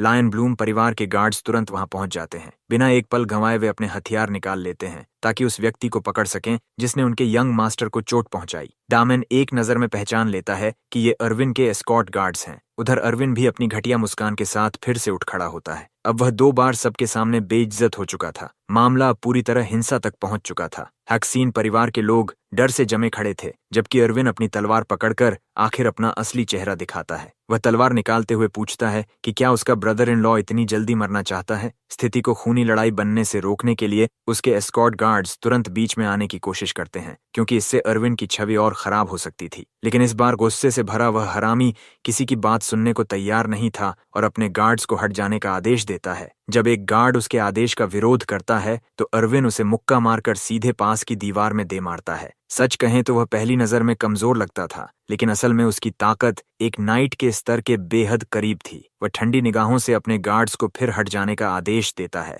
एबल और लुईस अपने भाई की चिंता में कांप रहे थे। जबकि लायन ब्लूम का यंग मास्टर आगे बढ़ता है ताकि हमेशा के लिए डेमियन का अंत कर सके। वह सोचता है कि हैक्सिन परिवार अब इस हालात को कैसे संभालेगा, खासकर तब जब उन्होंने इसे पहले से 10 गुना ज्यादा खराब बना दिया है। अपने भाई की जान को असली खतरे में देखकर लुईस समझ जाती है कि डेमियन बुरी तरह घायल हो जाएगा, इसलिए वह जबरदस्ती आगे बढ़कर सब कुछ खत्म करना चाहती है। लेकिन इस बार हमारा लड़का उसे रोक देता है। अब वह कभी बलिदान नहीं बनेगी। इस बार उसका बड़ा भाई डेमियन खुद सारी जिम्मेदारी उठाएगा। वह उसे भरोसा दिलाने वाली नजर से देखता है कि सब ठीक होगा। अब समय आ चुका था एक आधिकारिक 1-on-1 ड्यूल का। ड्यूल का नाम सुनते ही लायन ब्लूम का यंग मास्टर भी हैरान रह जाता है। दामन साफ कहता है कि अगर वह इस ड्यूल में हार गया तो अरविन उससे जो भी कहेगा वह सब मानेगा, लेकिन अगर वह जीत गया तो आज तक जो कुछ भी हुआ है उसे दोनों पक्ष पूरी तरह भूल जाएंगे। दिलचस्प बात यह थी कि अरविन इस ड्यूल को स्वीकार ही नहीं करना चाहता था, क्योंकि लुईज से वह पहले ही अपनी मंजूरी ले चुका था, लेकिन दामन पीछे हटने वालों में से नहीं था। वह चालाकी से अरविन के ईगो पर चोट करता है और कहता है कि ड्यूल से पीछे हटना सिर्फ कायरों का काम है, यानी सीधी भाषा में उसने उसे मर्दानगी पर चुनौती दे दी। सबसे मजेदार बात यह थी कि यह चाल सच में काम कर गई। अरविन सोचने लगा कि असली लड़ाई में वह डेमियन को आसानी से हरा देगा। उसे लगा कि यही सही मौका है दामन को हमेशा के लिए कुचलने का और फिर उसकी बहन को उससे छीन लेने का। वह निर्दयी हरामी अपनी तलवार उसकी तरफ तान कर ड्यूल स्वीकार कर लेता है। अगले ही पल दामन की मां बहुत घबरा जाती है और बीच में आना चाहती है, लेकिन अपने बेटे को इतने आत्मविश्वास से आगे बढ़ते देखकर विक काउंट को लगता है कि डेमियन के पास जरूर कोई योजना है, इसलिए अब उन्हें अपनी उम्मीदें उसी पर छोड़नी होंगी। मगर एबल अच्छी तरह जानता था कि यह स्थिति कितनी निराशाजनक है। वहां मौजूद वही अकेला इंसान था जिसे अरविन की असली ताकत का अंदाजा था। उसके हिसाब से अरविन एक आधिकारिक नाइट के बराबर था। उस नजरिए से देखें तो यह लड़ाई शुरू होने से पहले ही हारी हुई लग रही थी। घमंडी यंग मास्टर लड़ाई शुरू करना चाहता था, लेकिन वह यह देखकर चौंक गया कि उसका प्रतिद्वंद्वी तलवार इस्तेमाल करने में कोई दिलचस्पी ही नहीं दिखा रहा। दामन पूरे भरोसे से कहता है कि उसे किसी तलवार की जरूरत नहीं है। फिर उसे पूरी तरह अपमानित करने के लिए हमारा लड़का अपनी भरोसेमंद फोक निकाल लेता है। हाँ, वही महान फोक सोर्ड जो शायद अल्टीमेट स्टिक ऑफ डिस्ट्रक्शन की बराबरी कर सकती थी। उसके हाथ में वह फोर्क देखकर अरविन कुछ पल के लिए बिल्कुल चुप रह जाता है। उधर दामन का परिवार अंदर ही अंदर घबराया हुआ सोच रहा था कि आखिर वह उस फोर्क से करेगा क्या। वहीं अरविन उसके मुंह पर खुलकर हंसने लगता है। उसे लगता है कि उसका प्रतिद्वंद्वी पहले ही हार मान चुका है और डर के मारे पागल हो गया है। पूरे आत्मविश्वास के साथ अरविन उस पर झपटता है और एक ही वार में उसे खत्म करना चाहता है, लेकिन उसके जबरदस्त झटके के साथ किया गया पहला वार पूरी तरह खाली चला जाता है, क्योंकि डेमियन आराम से उससे बच निकलता है। अपने अटैक पैटर्न को और भी मुश्किल बनाने के लिए अरविन ने लगातार कई स्विंग्स किए और अपनी technique fierce roaring lion sword छोड़ दी। भाई ने तो अपना ही सुजानो निकाल लिया, लेकिन यह विनाशकारी हमला सिर्फ दिखावा साबित हुआ, क्योंकि अटैक खत्म होने तक हमारा लड़का अपनी जगह से एक कदम भी नहीं हिला था। उसने हर एक स्ट्राइक को डिफ्लेक्ट कर दिया, यहाँ तक कि एस्कॉर्ट गार्ड्स भी समझ नहीं पाए कि उनका यंग मास्टर मजाक कर रहा है या उसका ओपोनेंट सच में इतना ताकतवर है। ये समझने के लिए कि आखिर हुआ क्या, हम अरविन के पॉइंट ऑफ व्यू से देखते हैं। टेक्निक शुरू होते ही उस छोटे से समय में हमारा लड़का उसकी हर स्विंग के बीच से ऐसे निकल गया कि एक भी वार उसे छू तक नहीं पाया। वहीं डेमियन खुश है कि उसकी फिजिकल ट्रेनिंग आखिरकार रंग ला रही है। अपनी बढ़ी हुई स्टैमिना की वजह से अब वह तेज मूवमेंट्स का आसानी से साथ दे सकता है और जल्दी नहीं थकता। और याद रहे, यह सब वह सिर्फ एक साधारण फोक के साथ कर रहा है। साथ ही अब तक वह लायन ब्लूम परिवार की सोर्ड्समैनशिप को भी अच्छी तरह समझ चुका है। असली बात यह है कि ओरिजिनल टाइमलाइन में डेथ नाइट डेमियन का सामना लायन ब्लूम परिवार के सबसे बड़े बेटे माइका हेल लायन ब्लूम से हुआ था, और वह सचमुच बेहद खतरनाक योद्धा था। उसकी तुलना में उसका छोटा भाई काफी निराशाजनक और बहुत कमजोर है। यही वजह है कि मौजूदा डेमियन को उसका सामना करने में बिल्कुल भी परेशानी नहीं हो रही। अरविन का खून खौल उठता है और वह लगातार ऑरा की लहरें छोड़ते हुए यह मानने से इनकार कर देता है कि डेमियन सिर्फ अपनी स्किल की वजह से उसकी टेक्निक से बच गया, लेकिन ऑरा का इस्तेमाल किसी भी इंसान के लिए बेहद खतरनाक होता है। इसलिए अब हमारे लड़के के सामने एक नई चुनौती खड़ी हो जाती है कि वह इससे कैसे बचेगा। अरविन लायन ब्लूम अविश्वसनीय रफ्तार से दौड़कर सीधे अपने टारगेट के सामने पहुंच जाता है और अंतिम घातक वार करने की तैयारी करता है। उसी नाजुक पल में डेमियन अपनी टेक्निक्स की सूची में से सोर्ड सेंट टेक्निक चुनता है और उसे इस्तेमाल करने का फैसला करता है। दोनों के बीच जोरदार टक्कर होती है, लेकिन अर्विन की पूरी दुनिया तब बिखर जाती है जब वह देखता है कि एक मामूली फोर्क उसकी तलवार को रोक ही नहीं रहा, बल्कि उसे पीछे भी धकेल रहा है। उसे समझ ही नहीं आता कि आखिर ये हो क्या रहा है। इससे पहले कि वह कुछ समझ पाता, हमारे लड़के का secret move countless thunder shadow revelations उस पर टूट पड़ता है। उस मूव की मदद से विनाश का अल्टीमेट फोर्क उसकी तलवार को बड़ी आसानी से दूर उछाल देता है। यही अर्विन की सबसे बड़ी हार बन जाती है। डेमियन लड़ाई खत्म करने के लिए हाथ में फोर्क लेकर आगे बढ़ता है और वह फोर्क घमंडी नोबल की गर्दन पर वार करता है, जिससे यह मुकाबला समाप्त हो जाता है। उसके परिवार का हर सदस्य डर से सांस रोक लेता है। तुम्हें लग सकता है कि अभी एक फोर्क से हत्या कर दी गई, लेकिन हमारा लड़का काफी उदार साबित होता है। उसने सिर्फ अर्विन की गर्दन को हल्का सा चुभोया, मानो उसे चेतावनी दे रहा हो कि वह इससे कहीं ज्यादा भी कर सकता था। इतनी सी चोट लगते ही यह आदमी छोटे बच्चे की तरह घबराने लगता है। बेशक अपने दिल में डेमियन सचमुच उसे मारकर दुनिया से इस बीमारी को खत्म करना चाहता था, लेकिन वह जानता है कि इस बार उसे अपने परिवार का साथ चुनना होगा और इस मामले को यहीं छोड़ देना होगा। इसलिए वह ड्यूअल खत्म घोषित करते हुए खुद को साफ विजेता बताता है और पूछता है कि क्या छोटे अर्विन को इस नतीजे से कोई आपत्ति है। डर से कांपता हुआ वह घमंडी नोबल अब एक बेबस गुड़िया बन चुका था। आखिर में डेमियन उसे साफ शब्दों में वहां से दफा हो जाने के लिए कह देता है। अगर तुम्हें डेमियन का उस अपमान का जवाब देने का तरीका संतोषजनक लगा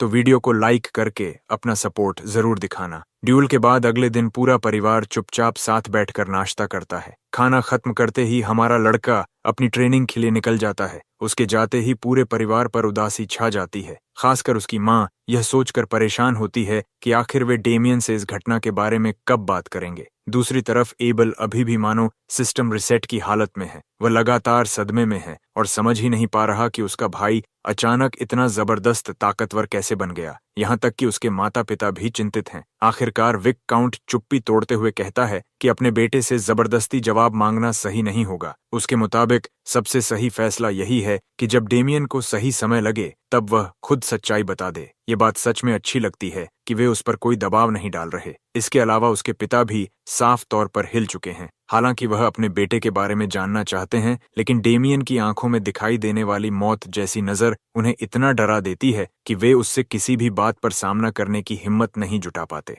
हालांकि डेमियन उसका अपना खून है, फिर भी वह लड़का पहले से कहीं ज्यादा डरावना बन चुका है। अब नजरिया हमारे लड़के की तरफ बदलता है, जहां वह रॉक ली से प्रेरणा लेकर अपने शरीर पर भारी वजन बांधकर एंड्योरेंस की ट्रेनिंग कर रहा है। जैसे ही वह बाहर निकलने वाला होता है, लुईज अपने भाई के पास पहुंच जाती है। वह परिवार की पहली सदस्य है जो उस दिन हुई घटना के बारे में उससे बात करना चाहती है। जब वह सही शब्द ढूंढने की कोशिश कर रही होती है, तभी हमारा लड़का अपनी गलती समझ जाता है और तुरंत सिर झुकाकर उस परेशानी के लिए माफी मांगने लगता है जो उसने पैदा की थी। साथ ही इस बात के लिए भी कि उसकी वजह से लुईस को इतनी असहाय स्थिति में खड़ा होना पड़ा। जब वह लगातार माफी मांगता ही जा रहा होता है, तब उसकी बहन उसे रोक देती है और पूरे दिल से उसका धन्यवाद करती है। वह सचमुच उसके लिए खड़ा हुआ था और भले ही उसने अर्विन के सामने अपना डर नहीं दिखाया, लेकिन अंदर ही अंदर उसे अपनी जान का डर था। सिर्फ अपने भाई की वजह से ही वह इतनी दुखद किस्मत से बच पाई। यह सुनकर डेमियन बहुत खुश होता है कि वह उसकी जिंदगी में सचमुच फर्क ला सका।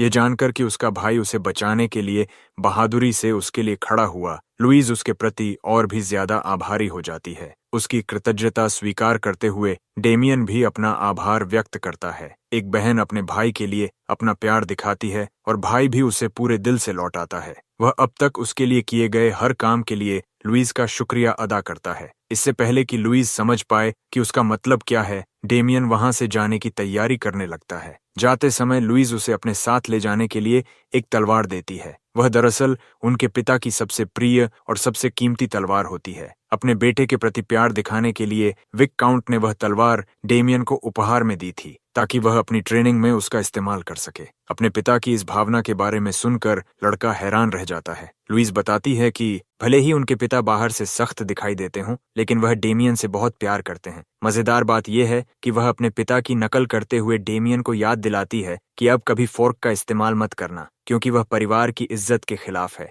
डेमियन उसकी नकल से पूरी तरह यकीन कर लेता है और तलवार म्यान से निकालता है। उसे देखकर वह काफी प्रभावित होता है और महसूस करता है कि वह अपने पिता का एहसानमंद है। मजे की बात तो तब होती है जब कहानी उसके पिता के सोर्ड कलेक्शन की तरफ जाती है और पता चलता है कि उनके पास पहले से ही ढेर सारी तलवारें मौजूद हैं। वह तो बस बेवजह शिकायत कर रहे थे। अगले दृश्य में अंधेरे के साथ आतंक भी आ पहुंचता है। एक दुष्ट मेज अपनी डार्क मैजिक के साथ एक खास एस्टेट में पहुंच चुका है। रात की पहरेदारी कर रहे गार्ड्स थकान से जम्हाइयां ले रहे होते हैं और जैसे ही उनकी नजर हटती है, परछाइयां उन्हें घेर लेती हैं और पल भर में दोनों को खत्म कर देती हैं। दोनों गार्ड्स के गिरते ही वह रहस्यमय मेज फाटक के अंदर प्रवेश कर जाता है। अगले कुछ पलों में वह धीरे धीरे घर के अंदर बढ़ता है। एबल और उसके माता पिता गहरी नींद में सो रहे होते हैं। फिर वह चुपचाप लुईस के कमरे तक पहुंचता है, जो खुद भी बेखबर सो रही होती है और उसे बिल्कुल पता नहीं होता कि एक दुष्ट आदमी उसके ऊपर खड़ा है। ब्लैक स्नेक की तरफ से यहाँ आने के बावजूद ये गंदा इंसान उसे घूरते हुए आनंद ले रहा होता है। उसे लगता है कि उसे अब खेलने के लिए कोई दिलचस्प चीज मिल गई है। तभी पीछे से आती एक आवाज उसे चौंका देती है।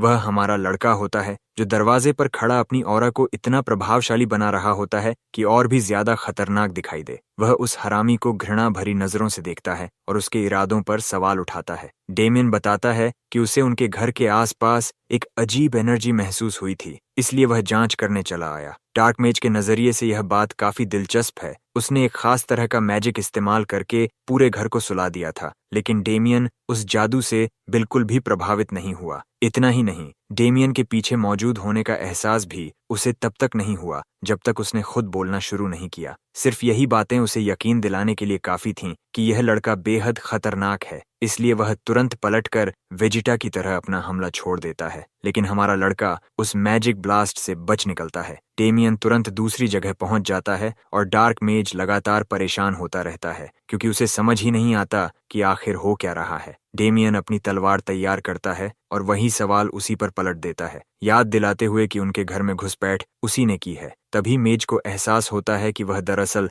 हैक्सन परिवार के अपने असली टारगेट डेमियन से ही बात कर रहा है। उसकी पहचान पक्की होते ही हमारा लड़का अपनी तलवार पूरी तरह खींच लेता है, जानलेवा नजरों से मेज को घूरता है और गुस्से में पूछता है कि आखिर उसने उसकी बहन के कमरे में कदम रखने की हिम्मत क्यों की। शक्तिशाली मैजिक अटैक ने पूरे घर को हिला दिया और बाकी परिवार की नींद खुल गई। मेज को एहसास हो गया कि अगर सर्वेंट्स भी जाग चुके हैं तो वह बड़ी मुसीबत में पड़ जाएगा। उसे अपने आदेश के अनुसार यह काम बिना कोई निशान छोड़े पूरा करना था, इसलिए डार्क मेज फिलहाल पीछे हटने का फैसला करता है। जैसे ही वह शैडो मिस्ट में बदलकर गायब होने लगता है, डेमियन उसे रोकने की कोशिश करता है, लेकिन हवा से लड़कर कोई क्या कर सकता है। इसी वजह से उसका दुश्मन खिड़की से बाहर निकल जाता है और दूर अंधेरे में गायब हो जाता है। खतरा टलने के बाद डेमियन अचानक डार्क मेज की डार्क एनर्जी का एक छोटा सा अंश देख लेता है। ऐसा लगता है कि वह अपनी कुछ एनर्जी पीछे छोड़ गया था। अगले दृश्य में नजरिया सर्वेंट्स की तरफ बदलता है। उन्होंने अभी अभी विक काउंट के सबसे प्रिय घोड़े की भयावह हालत देखी है। अगर यह खबर बाहर फैल गई तो विक काउंट का गुस्सा भड़क उठेगा। सबसे अजीब बात यह है कि अभी कुछ ही दिन पहले तक घोड़ा बिल्कुल ठीक था। जब सर्वेंट्स डर के मारे आपस में बातें कर रहे होते हैं, तभी डेमियन अचानक वहां पहुंचकर उन्हें चौंका देता है और अपनी चिंता भी जताता है। यंग मास्टर के अचानक आने से वे घबरा जाते हैं, लेकिन डेमियन उन्हें भरोसा दिलाता है कि घबराने की कोई जरूरत नहीं है, क्योंकि वह उनमें से किसी को भी जिम्मेदार ठहराने नहीं आया। वह सिर्फ खुद इस मामले की जांच करना चाहता है, इसीलिए वह सभी को वहां से चले जाने का आदेश देता है। अकेले रह जाने के बाद डेमियन घोड़े की हालत ध्यान से देखता है। पता चलता है कि उसी शैडो एनर्जी का निशान किसी तरह इस मरे हुए घोड़े से भी जुड़ा हुआ है। उसकी जांच से साफ हो जाता है कि यह भयानक एनर्जी सिग्नेचर दरअसल डार्क माना की मौजूदगी की पुष्टि करता है। इससे उसका यह शक भी पक्का हो जाता है कि पिछली रात जिस आदमी से उसका सामना हुआ था वह सचमुच एक डार्क मेज है जो ऐसे माना का इस्तेमाल करता है। अब डेमियन समझ जाता है कि उसके परिवार को अभी तक पिछली रात की घटना के बारे में कुछ भी पता नहीं है। दरअसल उसका उन्हें कुछ बताने का कोई इरादा भी नहीं है, क्योंकि इससे सिर्फ अफरा तफरी और चिंता बढ़ेगी। इसके बजाय वह हवा में फैले डार्क एनर्जी के उस निशान को घूरता है जो जंगल की ओर जाने वाला रास्ता बना रहा होता है। कुछ समय बाद कहानी डार्क मेज के हाइडआउट पर पहुंचती है। वह अपनी सारी कीमती चीजें वहीं छिपाकर बैठा होता है और किसी घटिया विलन की तरह खुद ही मुस्कुरा रहा होता है। वजह यह है कि सेड्रिक ने हाल ही में उसकी मांगी हुई सारी चीजें उसे भेज दी थीं। उसने ब्लैक स्नेक के लीडर से झूठ बोल दिया था कि यह सब किसी कर्स के लिए चाहिए, लेकिन उसे जितना सारा सामान मिला है उसे देखकर डार्क मेज खुश हो जाता है कि अब उसके एक्सपेरिमेंट्स लंबे समय तक चलते रहेंगे। उसी समय वह अपनी खुद की टैलेंट से भी निराश होता है। थोड़े से पैसे कमाने के लिए भी उसे ऐसे मामूली काम करने पड़ रहे हैं, फिर भी उसके पास और कोई रास्ता नहीं है, खासकर जब होली चर्च पहले से ही उसकी तलाश में लगी हुई है। उसके लिए सबसे जरूरी बात यही है कि वह लोगों की नजरों से दूर रहे, लेकिन उसका यह भ्रम ज्यादा देर नहीं टिकता, क्योंकि उसी डार्क एनर्जी के निशान का पीछा करते हुए हमारा लड़का सीधे उसके हाइड आउट तक पहुंच जाता है। इसे ऐसे समझो जैसे घर में घुसने का बदला लौटाने आया हो। डेमियन वहां की सड़ी हुई बदबू पर तंज कसता है। डार्क मेज अपनी आंखों पर यकीन नहीं कर पाता। विक काउंट का सबसे बड़ा बेटा, वही लड़का जिससे वह कल लड़ा था, अब उसके दरवाजे पर खड़ा है। उसे सबसे ज्यादा यह बात परेशान करती है कि डेमियन उसके गुप्त हाइडआउट तक कैसे पहुंच गया। डार्क मेज बताता है कि उसने ब्लैक स्नेक के लोगों के खिलाफ खड़े होने वाले उस नोबल की अफवाहें पहले ही सुन रखी थीं, लेकिन अब उसे सामने देखकर वह समझ गया कि डेमियन लोगों की सोच से कहीं ज्यादा ताकतवर है। यंग मास्टर भी खुश होता है कि उसका अंदाजा सही निकला और डार्क मेज का संबंध उस दुष्ट संगठन से सचमुच है। डार्क मेज इस बात की पुष्टि करते हुए बताता है कि उनके समझौते का एक हिस्सा यह भी है कि डेमियन को बेहद दर्दनाक मौत दी जाए। यह सुनकर डेमियन हंस पड़ता है और ऐलान करता है कि अब होने वाला सिर्फ इतना है कि ऐसा काम स्वीकार करने की कीमत मेज अपनी जान देकर चुकाएगा। उसकी यह बात सुनकर मेज जोर से हंसता है, अपना खतरनाक स्वभाव दिखाते हुए अपने शिकार के भ्रम का मजा लेता है। वह डेमियन को पकड़कर अपने सबसे बेहतरीन एक्सपेरिमेंटल पेट में बदलने का इरादा रखता है। दोनों आमने सामने खड़े होते हैं। डेमियन अपनी तलवार तैयार करता है और मेज से कहता है कि ऐसा कभी नहीं होगा, क्योंकि इस जिंदगी में उसने खुद से वादा किया है कि वह किसी की जान तभी लेगा जब उसके अलावा कोई दूसरा रास्ता बिल्कुल भी नहीं बचेगा। लेकिन उसके नियम का इकलौता अपवाद ऐसे लोग हैं जो डार्क मेज जैसे घिनौने हों, जो गंदगी और घृणा की जीती जागती मिसाल हैं। डेमियन ऐसे लोगों को दुनिया से मिटा देने में बिल्कुल भी हिचकिचाता नहीं। डार्क मेज एक बार फिर लड़के के ज्ञान पर हैरान रह जाता है, लेकिन उसे लगता है कि यह सब बेकार है और वह उस पर कई मैजिक सर्कल अटैक्स छोड़ देता है। वह किसी भी कीमत पर वाइकाउंट के बेटे को भागने नहीं देना चाहता, लेकिन खुशकिस्मती से डेमियन की भी भागने की कोई मंशा नहीं है। बेहद शानदार अंदाज में वह बिजली जैसी तेज लंच के साथ आगे बढ़ता है और एक सटीक अपवर्ड स्लैश मारकर अपने विरोधी को दो हिस्सों में काट देता है। बीमारियों को मारना आसान नहीं होता और ठीक किसी भयानक बीमारी की तरह यह आदमी भी मरने वाला नहीं था। दो टुकड़ों में कटने के बावजूद उसका शरीर शैडोज में बिखर जाता है और फिर दोबारा पहले जैसा जुड़ जाता है। डेमियन तुरंत समझ जाता है कि उसका विरोधी वही एबिलिटी इस्तेमाल कर रहा है जो उसने स्टेट में दिखाई थी, और यह भी कि किसी को मारने जैसा छोटा रिक्वेस्ट लेने के बावजूद यह आदमी वाकई बेहद ताकतवर है। डार्क मेज पागलों की तरह हंसते हुए अपनी जीत तय मान लेता है और दावा करता है कि सामान्य तरीकों से उसे काटा ही नहीं जा सकता। इसीलिए ऐसे कीड़े से निपटने के लिए डेमियन पूरी ताकत झोंक देता है और उस पर अनगिनत वार करता है ताकि उसका कुछ भी बाकी न बचे। लेकिन इतनी कोशिश के बाद भी उसके विरोधी का शरीर आसानी से फिर से जुड़ जाता है। डार्क मेज मानता है कि उसका सामना किसी शक्तिशाली इंसान से है, लेकिन वह साफ कह देता है कि जिस पल डेमियन उसके हाइडआउट में दाखिल हुआ था, उसी पल उसने अपनी किस्मत खुद सील कर दी थी। किस्मत सील करने की बात करते ही वह वही हमला इस्तेमाल करता है जो उसने टेड पर किया था। वह डेमियन को वहीं जकड़ देता है और अपने छोटे छोटे मौत के दानवों को उसे निगल जाने के लिए छोड़ देता है। असल में डार्क मेज जानता था कि चर्च उसके पीछे लगी हुई है, इसलिए उसने पहले से ही एडवांस्ड स्पेल्स के साथ अपनी सारी तैयारियां कर रखी थीं। हालात अब बेहद तनावपूर्ण हो चुके थे। डेमियन भी अपनी स्थिति देखकर पूरी तरह सतर्क हो जाता है। मेज विजयी मुस्कान के साथ हंसता है और अपने विरोधी के अंत का मजाक उड़ाते हुए कहता है कि यूलान रैंक के एक ऑफिसर को चुनौती देने का उसे पछतावा होगा। डेमियन के जकड़े होने के बाद डार्क क्रीचर्स उसे पूरी तरह निगलने से बस कुछ ही पल दूर थे और उसका अंत अप्रेंटिस नाइट जैसा होने वाला था। अंधेरे की लताएं अपने शिकार को पूरी तरह लपेटने लगती हैं। ऐसा लगता है जैसे कोई मकड़ी अपने शिकार को जाल में फंसाकर पूरी तरह बांध रही हो। डार्क मेज फिर से अपने वास्तविक रूप में लौटता है और डेमियन को उसकी लापरवाही के लिए घमंडी कहता है। उसे सेड्रिक का आदेश भी याद आता है कि उसके निशाने को जितना हो सके उतनी पीड़ा दी जाए, और वह खुश होता है कि अब वह उसे लंबे समय तक यातनाएं देगा। इतना ही नहीं, ये कमीना खुशी मनाने लगता है कि अब वह डेमियन के घर में देखी गई उस खूबसूरत लड़की का बिना किसी रुकावट के मजा ले सकेगा। लेकिन तभी डेमियन उसे एक छोटा सा चौंकाने वाला जवाब देता है। वह उसी डीकम्पोजिंग कर्स स्पेल को तोड़ देता है जो डार्क मेज ने अभी अभी उस पर इस्तेमाल किया था। डार्क मेज पूरी तरह स्तब्ध रह जाता है और निराशा से पूछता है कि उसका शिकार आखिर इस कर्स से प्रभावित कैसे नहीं हुआ। डार्क मैजिक की जानकारी के बिना उस कर्स को तोड़ना असंभव था और यही ज्ञान डेमियन के पास था। लेकिन असली बात यह है कि डेमियन खुद भी अपने के पर हैरान था। ऐसा लगता है कि उसकी रिग्रेशन पावर सक्रिय हो गई थी क्योंकि उसके शरीर पर अथॉरिटी इंसिग्निया जाग गया था, जबकि अतीत के इस समय तक उसके पास ये होना ही नहीं चाहिए था। अब बात करते हैं कि अथॉरिटी आखिर होती क्या है। इस दुनिया में इसे भगवान की वह शक्ति माना जाता है जो मॉर्टल्स को प्रदान की जाती है। इस मामले में डॉर्गो ने अपने डेथ नाइट को इतना पसंद किया कि उसने अपनी सबसे शक्तिशाली मैजिक उसमें भर दी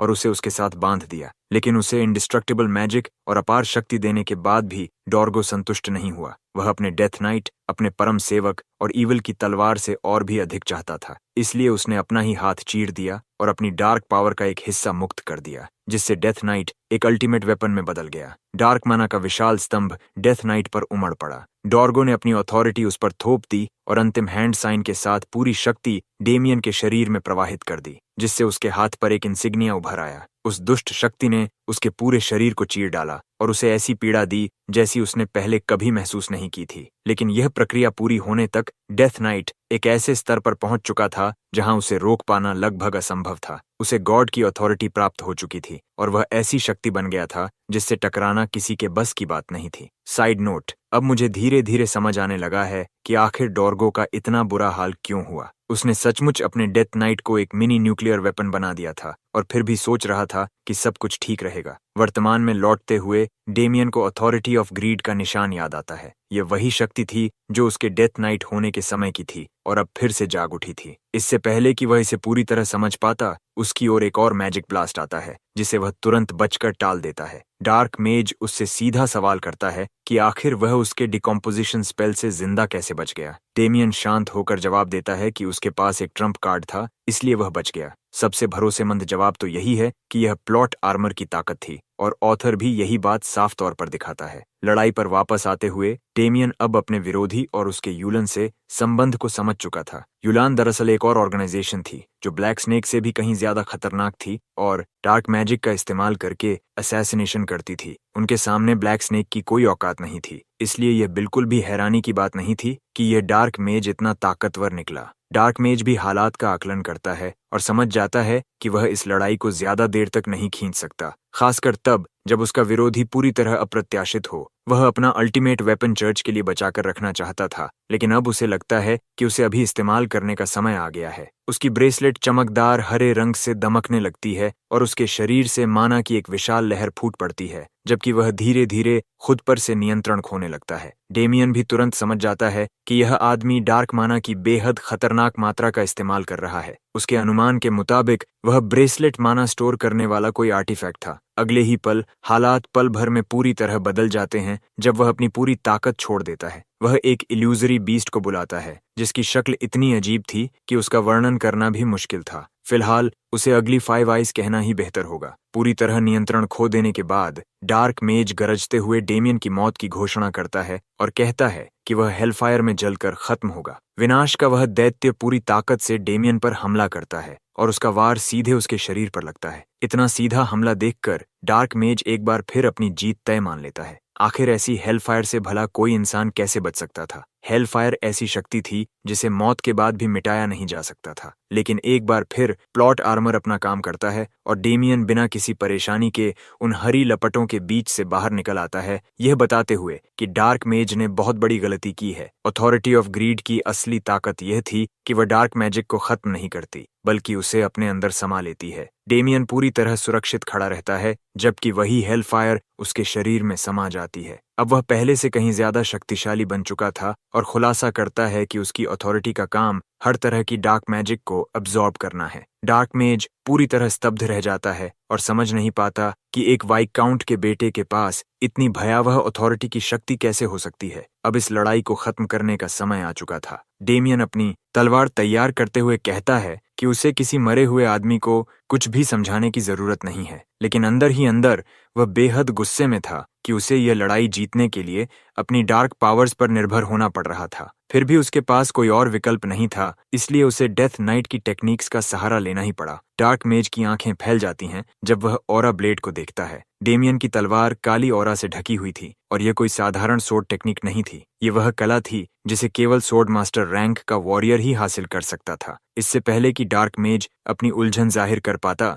डेमियन अपनी ultimate technique soul severing slash का इस्तेमाल करता है। एक ही वार में वह अपने विरोधी के शरीर को साफ 2 हिस्सों में चीर देता है और पूरी गुफा में एक विशाल दरार छोड़ देता है। उसकी तलवार की ताकत से पूरी गुफा हिलने लगती है और डेमियन अपने घायल शिकार को घूरता रहता है। वह हमला इतना शक्तिशाली था कि उसने डार्क मेज को चीरने के साथ साथ उसके पीछे खड़े पूरे पहाड़ तक को काट दिया। बिना एक पल रुके डेमियन गिरे हुए डार्क मेज के पास पहुंचता है, अपनी तलवार से उसे जमीन पर दबा देता है और डार्क स्नेक के हाइडआउट का स्थान बताने की मांग करता है। अगली सुबह डेमियन विक्टर के साथ लैंडवर्क सिटी की ओर रवाना होता है। मोटा विक्टर उनकी इस यात्रा की वजह पूछता है, लेकिन डेमियन ज्यादा सवाल करने पर उसे तुरंत चुप करा देता है। अपनी जिज्ञासा दूसरी ओर मोड़ते हुए विक्टर की नजर उस डार्क बुक पर पड़ती है जिसे डेमियन पढ़ रहा था। डेमियन दावा करता है कि यह डार्क मैजिक का एक ग्रिमवार है जो उसे हाल ही में मिला है, जबकि सच्चाई ये थी कि यह वही ग्रिमवार था जो उसे मारे गए डार्क मेज से मिला था। विक्टर को उसकी बात पर भरोसा नहीं होता, क्योंकि ऐसे ग्रिमवार बेहद दुर्लभ होते हैं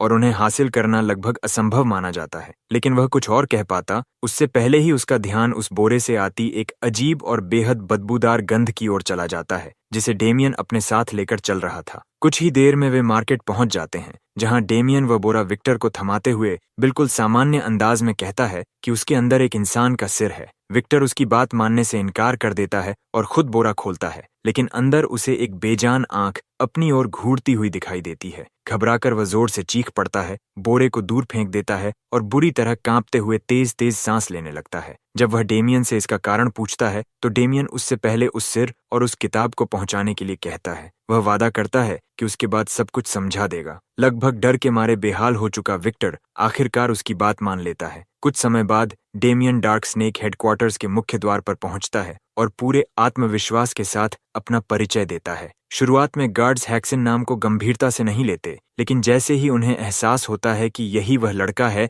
जिसके बारे में उनके बॉस ने उन्हें पहले से चेतावनी दी थी, उनका रवैया बदल जाता है। डेमियन भी समझ जाता है कि वे पहले से उसे पहचानते हैं और उन पर दबाव डालता है कि उसे अंदर जाने दिया जाए। विक्टर की हैरानी के बीच गार्ड्स उसकी बात मान लेते हैं, लेकिन जैसे ही वे उसे अंदर जाने देते हैं, उनमें से एक गार्ड अचानक आसमान में एक फ्लेयर छोड़ देता है। कुछ ही सेकंड में पूरा कंपाउंड असैसिन्स और बाउंटी हंटर्स से भर जाता है, जो हथियार निकालकर डेमियन को चारों ओर से घेर लेते हैं। उनके अनुसार यह उनके बॉस की तरफ से उसके लिए तैयार किया गया स्वागत था। फिर भी पूरी तरह घिर जाने के बावजूद डेमियन बिल्कुल शांत रहता है। उसे पूरा यकीन था कि वे अपने इस फैसले पर बहुत जल्द पछताएंगे। दूसरी ओर हेडक्वार्टर्स के अंदर डार्क स्नेक का बॉस सेड्रिक लैंडवर्क के गवर्नर और उसके नशे में धुत नाइट के साथ दोपहर का भोजन कर रहा था। गवर्नर खाने और साथ का भरपूर आनंद लेते हुए बड़ी सहजता से सेड्रिक को पूरे शहर के रेड लाइट डिस्ट्रिक्ट का नियंत्रण देने की पेशकश कर देता है। यह सुनकर सेड्रिक खुशी से भर उठता है, लेकिन उसे चिंता होती है कि कहीं दूसरे लोग इसका विरोध न करें। गवर्नर तुरंत उसे भरोसा दिलाता है कि उसके पास इतना अधिकार है कि वह किसी भी विरोध को हमेशा के लिए चुप करा सकता है। नशे में झूमता हुआ नाइट किसी काम में अपनी मदद देने की कोशिश करता है, लेकिन सेड्रिक उसे टाल देता है और कहता है कि नाइट्स पहले से ही उनकी रक्षा करके अपना काम कर रहे हैं, इसीलिए ऐसी छोटी मोटी बातों पर अपनी ताकत बर्बाद करने की जरूरत नहीं है। ये सुनकर नाइट थोड़ा असहज हो जाता है और वह तथा गवर्नर दोनों ऐसे दिखाई देते हैं जैसे सेड्रिक जो भी कहे वे वही करेंगे। सेड्रिक भी उनके साथ खेलता रहता है और उन्हें पूरी तरह अपने नियंत्रण में रखता है। असलियत यह थी कि वह सिर्फ इसीलिए उनका मनोरंजन कर रहा था ताकि भविष्य में उसे उनकी शक्ति के सामने झुकना न पड़े। उसकी महत्वाकांक्षा केवल एक डिस्ट्रिक्ट तक सीमित नहीं थी, उसका असली लक्ष्य पूरे शहर पर कब्जा करना था। तभी उनके आदमियों में से एक घबराया हुआ अंदर घुसता है और तुरंत सेड्रिक को बाहर बुलाता है। साफ तौर पर परेशान होने के बावजूद सेड्रिक उसके साथ बाहर चला जाता है। जैसे ही वह आदमी बताता है कि बाहर डेमियन आया हुआ है, सेड्रिक उसका नाम इतनी जोर से चिल्लाता है कि दूसरे कमरे में बैठा बैठा गवर्नर भी सुन लेता है। वह गुस्से से भर उठता है और समझ जाता है कि जिस डार्क मेज पर उसने भरोसा किया था वह पूरी तरह नाकाम साबित हुआ। फिर भी सेड्रिक अपने आदमी को शांत रहने के लिए कहता है और दावा करता है कि चिंता करने की कोई जरूरत नहीं है। उसकी नजर में डेमियन खुद चलकर अपने मौत के जाल में आया था, और अगर सब कुछ योजना के मुताबिक न भी हुआ तब भी उसके पास एक ऐसा व्यक्ति था जो उसका एहसानमंद था और किसी भी हालत में यह काम पूरा कर देगा। कुछ गड़बड़ महसूस करते हुए सेड्रिक बाहर निकलकर हालात देखने आता है और यह देखकर दंग रह जाता है कि उसके असैसिन्स जमीन पर हारे पड़े हैं, जबकि डेमियन पूरी तरह सुरक्षित उनके सामने खड़ा है। यह दृश्य उसे भीतर तक हिला देता है। उसने हमेशा यही सुना था कि डामन हैक्सिन केवल एक निकम्मा विकाउंट का बेटा है, लेकिन उसके सामने खड़ा यह लड़का साफ दिखा रहा था कि उसके पास असली ताकत है। तभी उसके मन में शक पैदा होता है कि कहीं उसके डार्क मेजेस को खत्म करने वाला भी यही तो नहीं था। घबराहट में वह तुरंत वापस अंदर भागता है ताकि और मदद बुला सके। बाहर मौजूद मेजेस अपने स्टाफ का इस्तेमाल करके डेमियन पर एक विशाल फायरबॉल छोड़ते हैं, लेकिन उनकी हैरानी की सीमा नहीं रहती जब डेमियन अपनी तलवार से उसे रोक देता है और अपनी काउंटलेस थंडर टेक्निक का इस्तेमाल करके पूरे हमले को पलटकर उन्हीं की तरफ वापस भेज देता है। लौटते हुए फायरबॉल्स भयानक धमाकों के साथ फटते हैं और सभी मेजेस को जलाकर काली लाशों में बदल देते हैं। ऐसा लगता है कि सभी दुश्मन खत्म हो चुके हैं। तभी डेमियन अचानक अपने पीछे से किसी की मौजूदगी महसूस करता है। वह समय रहते मुड़ जाता है और बेहद विनाशकारी सोर्ड स्ट्राइक से बाल बाल बच जाता है। वह वार जमीन पर गिरते ही एक भयंकर शॉक वेव पैदा कर देता है। सीधे वार से बचने के बावजूद डेमियन उस व्यक्ति की दबाव भरी ऑरा को साफ महसूस करता है। वह इतनी प्रबल थी कि उसके बालों के सिरे तक झुलस जाते हैं। धूल छटने के बाद उसके सामने एक नाइट खड़ा दिखाई देता है, जिसके पूरे शरीर से घातक इरादे झलक रहे थे। उसकी ऑरा ही बता रही थी कि यह आदमी शायद फॉर्मरली रैंक्ड नाइट था। कुछ ही देर में और सोल्जर्स वहां पहुंच जाते हैं और डेमियन को चारों ओर से घेर लेते हैं। यह दृश्य देखकर डेमियन समझ जाता है कि ये साधारण मर्सनरीज नहीं हैं। ये शहर में कानून व्यवस्था बनाए रखने वाली आधिकारिक ट्रूप्स थीं। उसी पल उसे एहसास हो जाता है कि इसका असली मतलब क्या था। कुछ ही क्षण बाद गवर्नर वहां पहुंचता है और शहर के बीचों बीच शांति भंग करने का आरोप लगाते हुए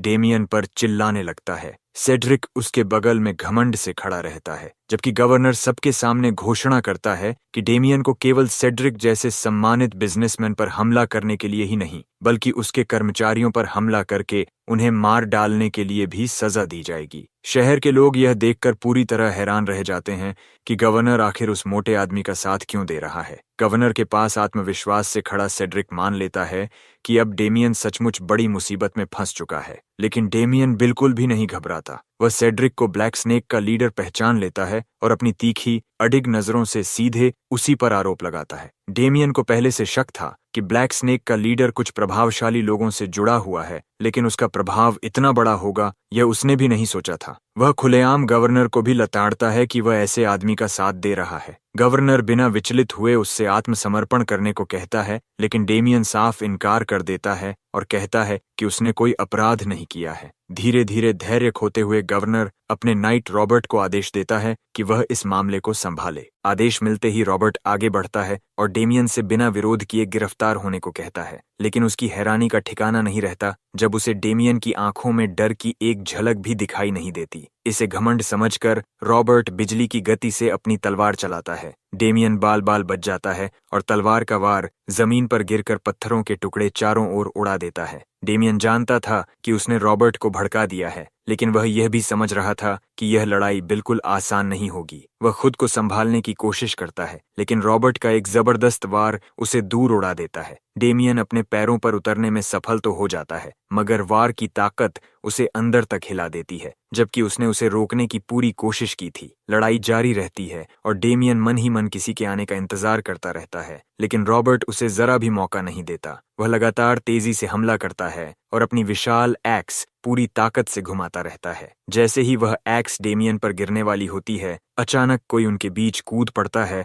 और उस हमले को रोक देता है। टक्कर इतनी भयानक होती है कि रॉबर्ट की एक्स उसके हाथ से छूटकर दूर जा गिरती है। स्तब्ध होकर रॉबर्ट पूछता है कि सामने कौन है। जैसे ही वह व्यक्ति अपना चेहरा दिखाता है, वहां मौजूद हर कोई हैरान रह जाता है। सामने एक मसल मॉमी पैलेडिन खड़ी थी। डेमियन राहत की सांस लेता है। जिसकी उसे प्रतीक्षा थी वह मदद आखिर पहुंच चुकी थी और यह सब विक्टर की वजह से हुआ था। सेड्रिक तुरंत समझ जाता है कि अगर पैलेडिन यहाँ आ गई है तो इसका मतलब चर्च भी अब इस मामले में शामिल हो चुका है और शायद उन्हें डार्क मेज तथा हाल की घटनाओं के बीच का संबंध भी पता चल चुका है। दरअसल डेमियन ने विक्टर को डार्क मेज का कटा हुआ सिर चर्च पहुंचाने के लिए भेजा था और विक्टर ने ठीक वैसा ही किया जैसा उसे कहा गया था। उसी की वजह से डेमियन की जान बच गई। कुछ घंटे पहले विक्टर पसीने से लथपथ हालत में चर्च पहुंचा था। उसके हाथ में वही बोरा और वही किताब थी जो डेमियन ने उसे दी थी। उसने दोनों चीजें एक नन को सौंपते हुए कहा कि यह किसी ऐसे व्यक्ति के सबूत हैं जो डार्क मेजेस के साथ मिलकर काम कर रहा था।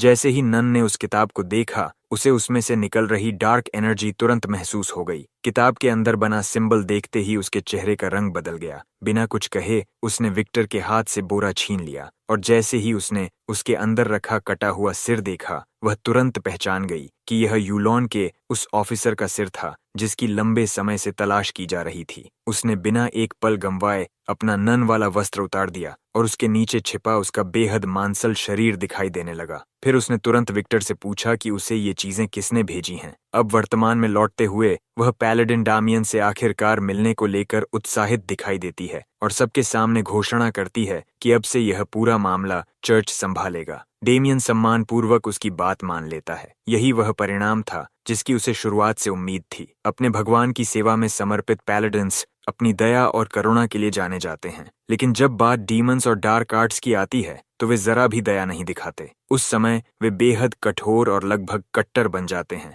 आखिर वे चर्च की अग्रिम सेना थे। इस नए घटनाक्रम के साथ डेमियन समझ जाता है कि अब चर्च उसके पक्ष में खड़ा है। यह सब सोचते हुए पैलेडिन आगे बढ़ती है और वहां मौजूद नागरिकों को संबोधित करती है। वह घोषणा करती है कि शहर के भीतर किसी के डार्क मेजेस के साथ संपर्क में होने के सबूत मिलने के कारण चर्च इस पूरे मामले की पूरी जांच करेगा। तब तक शहर का नियंत्रण चर्च अपने हाथ में लेगा। गवर्नर को यह बात बिल्कुल पसंद नहीं आती क्योंकि किंगडम ने इस शहर को स्वयं शासन करने का अधिकार दे रखा था, लेकिन पैलेडिन तुरंत उसे रोक देती है और दृढ़ता से कहती है कि चर्च के पास किंगडम के फैसलों को भी पलटने का अधिकार है। इतना ही नहीं, गवर्नर और उसका नाइट दोनों ही इस मामले के मुख्य संदिग्ध हैं। यह सुनते ही दोनों स्तब्ध रह जाते हैं, लेकिन असली झटका तब लगता है जब पैलेडिन सीधे सेड्रिक की ओर इशारा करते हुए आरोप लगाती है कि उन्होंने उस व्यक्ति की रक्षा की जिसने डार्क मेजेस की मदद की और उन्हें अपने बीच छिपा कर रखा। पूछताछ होने पर सेड्रिक तुरंत इन आरोपों से इनकार कर देता है, लेकिन पैलेडिन सबूत के तौर पर वह बुक सामने रखती है। उसमें विस्तार से दर्ज था कि सेड्रिक ने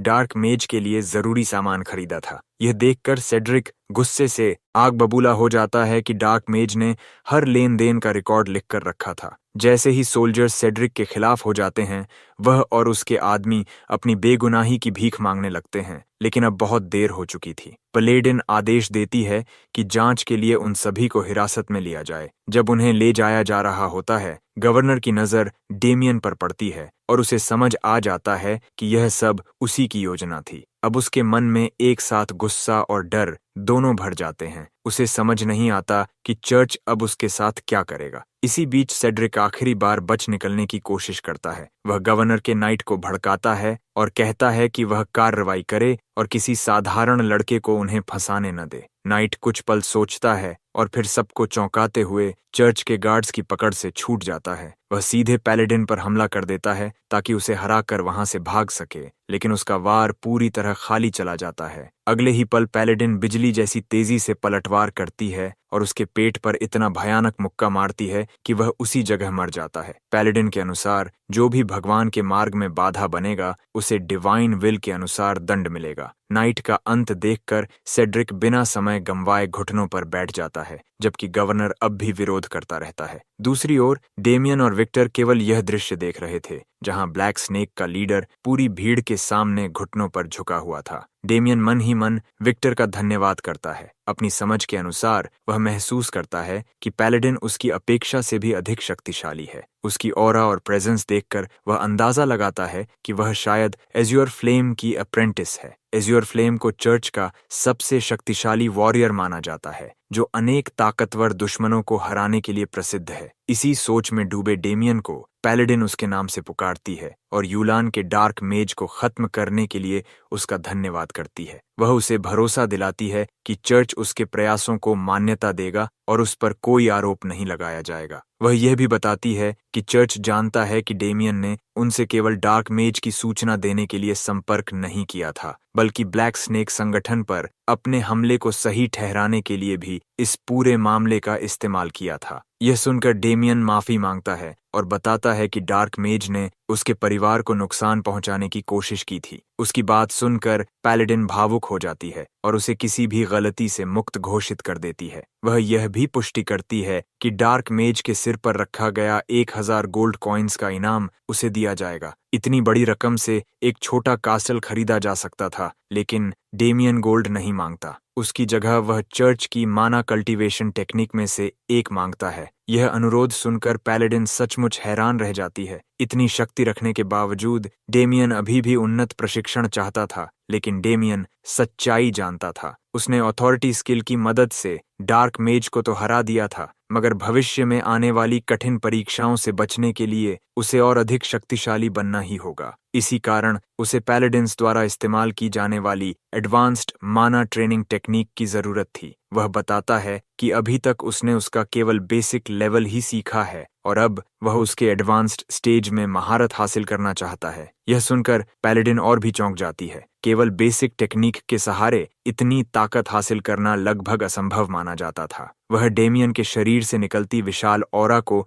साफ महसूस कर सकती थी और यह तथ्य कि उसने अकेले एक डार्क मेज को हरा दिया था उसकी प्रतिभा को और भी असाधारण बना देता था। उसकी क्षमता से प्रभावित होकर पैलेडिन उसे केवल ट्रेनिंग टेक्निक ही नहीं बल्कि उससे भी बड़ा प्रस्ताव देती है। वह पूरे उत्साह के साथ डेमियन को स्वयं पैलेडिन बनने का निमंत्रण देती है, लेकिन उसकी निराशा के लिए डेमियन विनम्रता से यह प्रस्ताव ठुकरा देता है। पैलेडिन समझ ही नहीं पाती कि कोई इतना सम्मानित पद कैसे ठुकरा सकता है, जबकि यह भगवान की सेवा के लिए चुने गए कुछ विशेष लोगों को ही दिया जाने वाला महान सम्मान था। वह समझाती है कि यह उपाधि पाना बेहद कठिन होता है, लेकिन डेमियन न तो विशेष रूप से धार्मिक था और न ही वह चर्च का मोहरा बनना चाहता था। जाहिर है वह यह बात खुलकर नहीं कह सकता था, इसलिए वह केवल इतना कहता है कि वह इस सम्मान के योग्य नहीं है। फिलहाल वह झूठ बोलते हुए दावा करता है कि वह केवल एक विनम्र डिवोटी की तरह सत्य की खोज में पूरी दुनिया की यात्रा करना चाहता है। विक्टर यह देखकर दंग रह जाता है कि यह अभिनय पूरी तरह सफल हो गया। पैलेडिन सचमुच डेमियन की विनम्रता से प्रभावित हो जाती है। उसकी बातों से प्रभावित होकर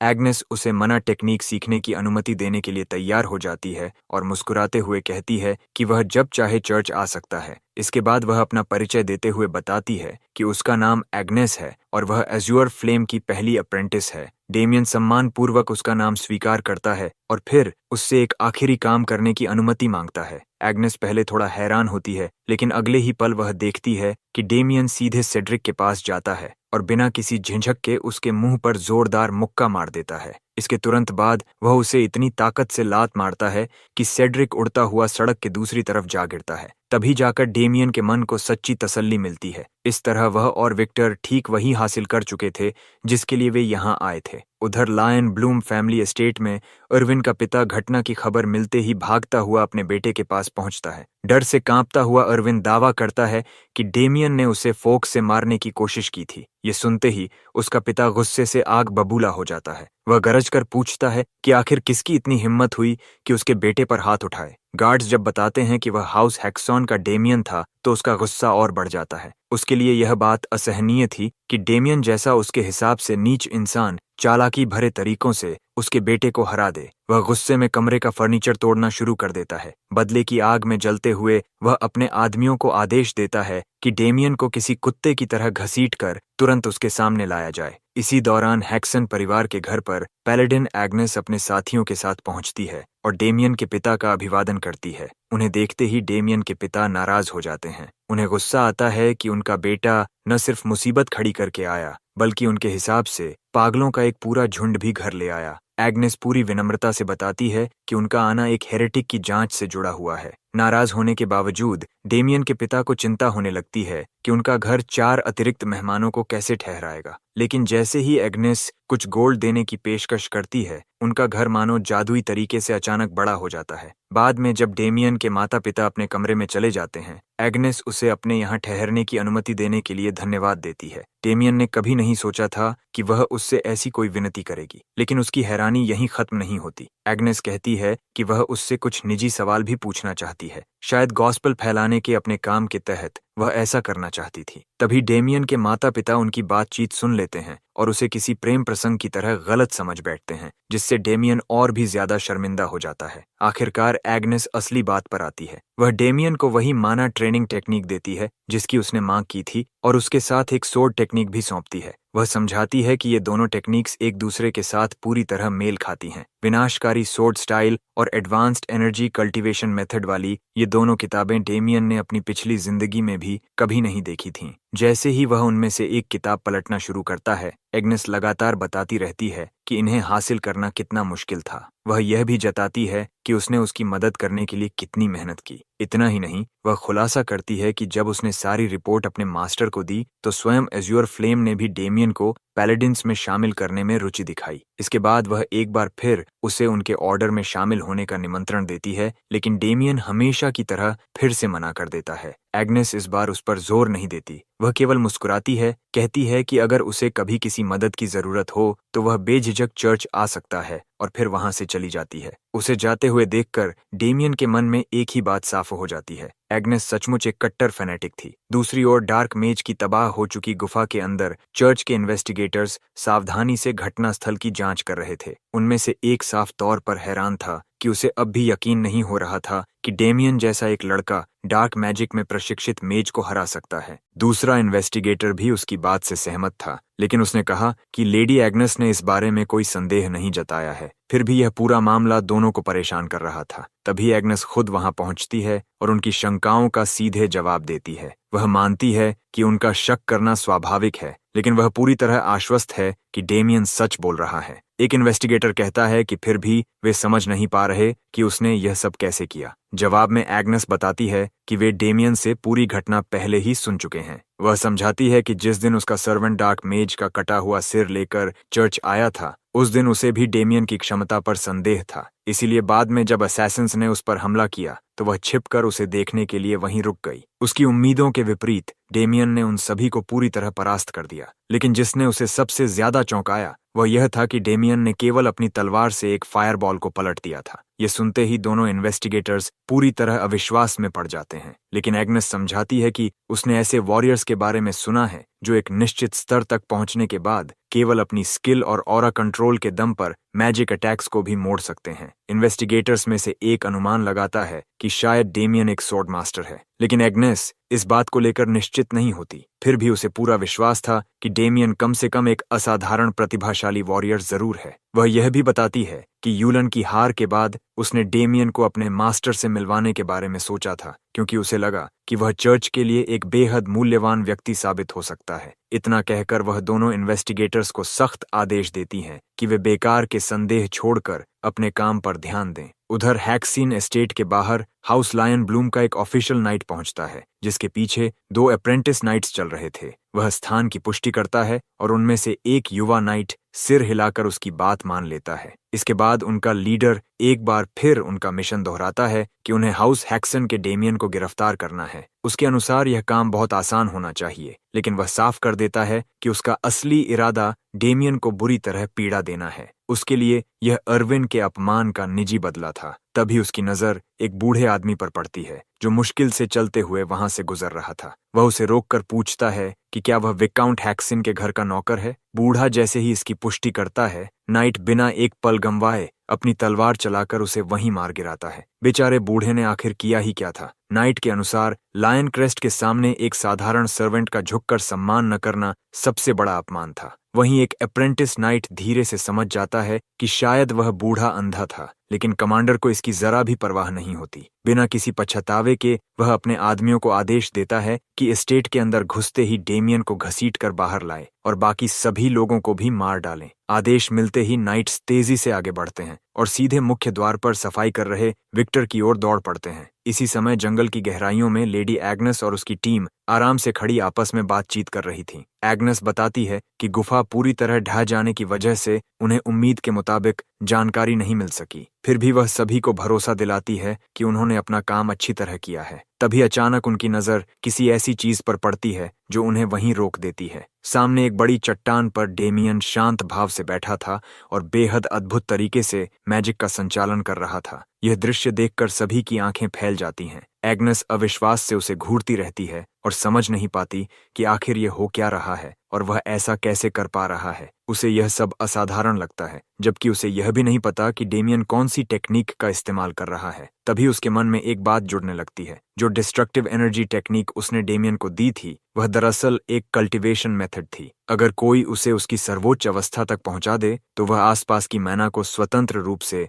एब्जॉर्ब कर सकता है। लेकिन जिसने एग्नेस को सबसे ज्यादा चौंकाया वह यह था कि डेमियन ने केवल कुछ ही घंटों में इतनी ऊंचाई हासिल कर ली थी। जब डेमियन अपनी गहरी साधना से बाहर आता है तो नीचे खड़ी एग्नेस और उसकी टीम को बड़ी बड़ी आंखों से उसे घूरते हुए देखता है। एग्नेस खुद को रोक नहीं पाती और तुरंत उसकी ओर दौड़ जाती है। डेमियन हमेशा की तरह शांत रहते हुए उससे पूछता है कि क्या उनकी इन्वेस्टिगेशन पूरी हो गई। उसी समय वह अपने हाथ में पकड़ी बुक से बेहद संतुष्ट महसूस कर रहा था और पूरी तरह उसके ज्ञान में डूबा हुआ था। एग्नेस उसे ध्यान से देखती है और उसकी अविश्वसनीय प्रगति पर हैरान रह जाती है। डेमियन भी अब समझ चुका था कि एग्नेस ने इस बुक की दुर्लभता के बारे में कोई बढ़ा चढ़ाकर बात नहीं की थी। यह सचमुच बेहद दुर्लभ थी, जिसे हासिल करना मुश्किल था और उसमें महारत हासिल करना उससे भी कहीं ज्यादा कठिन। अपनी पिछली जिंदगी में एक सोर्ड्समैन रह चुका डेमियन अब सामान्य सोर्ड टेक्निक्स को ज्यादा महत्व नहीं देता था, लेकिन यह कल्टीवेशन मेथड बिल्कुल अलग थी। यह उसके लिए भी बेहद उपयोगी साबित होने वाली थी। सोचने पर उसे एहसास हुआ कि डिस्ट्रक्टिव एनर्जी टेक्निक, खास तौर पर डिस्ट्रक्टिव सोर्ड टेक्निक की अत्यधिक माना कंजम्पशन को संतुलित करने के लिए बनाई गई थी। इसकी सबसे बड़ी खासियत यह थी कि यह बाकी अधिकांश टेक्निक्स की तुलना में कहीं तेजी से माना इकट्ठा करती थी और जरूरत पड़ने पर आसपास की बाहरी माना को भी कुछ समय के लिए अपने अंदर खींच सकती थी। यही वजह थी कि यह डेमियन जैसे वॉरियर के लिए बेहद मूल्यवान थी, जिसे लगातार हाई लेवल कॉम्बैट में लड़ने के लिए भारी मात्रा में माना की जरूरत पड़ती थी। कुछ पल के लिए लेडी एग्नेस और डेमियन की नजरें एक दूसरे से टकरा जाती हैं और ऐसा लगता है जैसे समय ही थम गया हो। बर्फ जैसी गोरी खूबसूरत एग्नेस के गाल हल्के से लाल हो जाते हैं, जबकि डेमियन पूरी सहजता से उस खामोशी को तोड़ते हुए बस इतना कहता है कि अब रात के खाने का समय हो गया है। वह सुझाव देता है कि वे सब साथ में वापस चलें, लेकिन तभी अचानक डेमियन को एक तीखी ब्लड लस्ट महसूस होती है। उसकी प्रवृत्ति तुरंत चेतावनी देती है कि वह कीड़ा यहाँ आ चुका है। बिना एक पल गंवाए वह एग्नेस से कहता है कि उसे एक बेहद जरूरी काम निपटाना है और वह पहले निकल रहा है। वह विनम्रता से उससे कहता है कि वह आराम से बाद में लौट आए। एग्नेस स्तब्ध रह जाती है क्योंकि डेमियन अविश्वसनीय गति से उसकी नजरों से ओझल हो जाता है,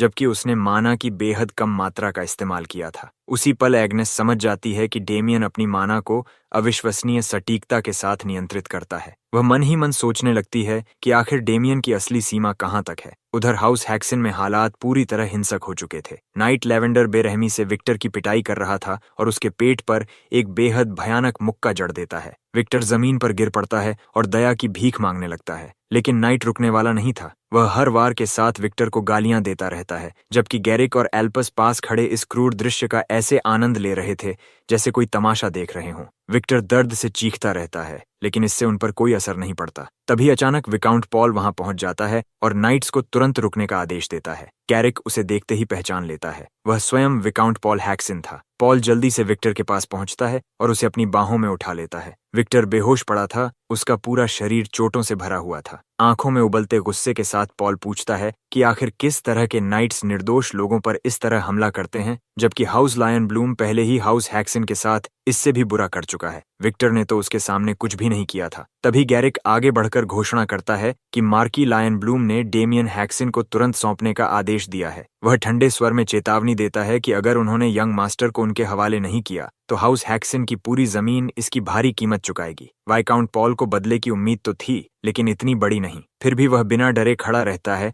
और इसे केवल धमकी बताता है। वह साफ कह देता है कि चाहे कुछ भी हो जाए, वह अपने बेटे को उनके हवाले नहीं करेगा, बल्कि उसे पूरा यकीन था कि अगर वह डेमियन को सौंप भी दे, तब भी लायन ब्लूम उनका पूरा एस्टेट राख में बदल देगा। शांत लेकिन अडिग मुस्कान के साथ पॉल सीधे गैरिक की आंखों में देखता है और स्पष्ट कर देता है कि वह किसी भी कीमत पर अपने बेटे को नहीं छोड़ेगा। दांत पीसते हुए गैरिक कहता है कि यह मूर्ख अपने इस फैसले पर पछताएगा। उसके अनुसार अब हाउस लायन ब्लूम के नाइट्स के पास कोई दूसरा रास्ता नहीं बचा था। गैरिक अपने आदमियों को आदेश देता है कि जब तक वह बेवकूफ डेमियन सामने न आ जाए, तब तक सब कुछ तबाह कर दो। विकाउंट उन्हें रोकने के लिए चिल्लाता है, लेकिन तभी एक बर्फ जैसी ठंडी आवाज पूरे माहौल को चीर देती है। वह आवाज पूछती है कि क्या इन कीड़ों ने पूरी तरह अपना दिमाग खो दिया है। उसी पल हर कोई वहीं ठिठक जाता है, क्योंकि दूसरी दिशा से गहरे बैंगनी रंग की जहरीली ऑरा धीरे धीरे पूरे क्षेत्र में फैलने लगती है। गैरिक मुड़कर उस दबाव को महसूस करता है, लेकिन उसे जरा भी अंदाजा नहीं होता कि उस राक्षसी शक्ति का मालिक कौन है।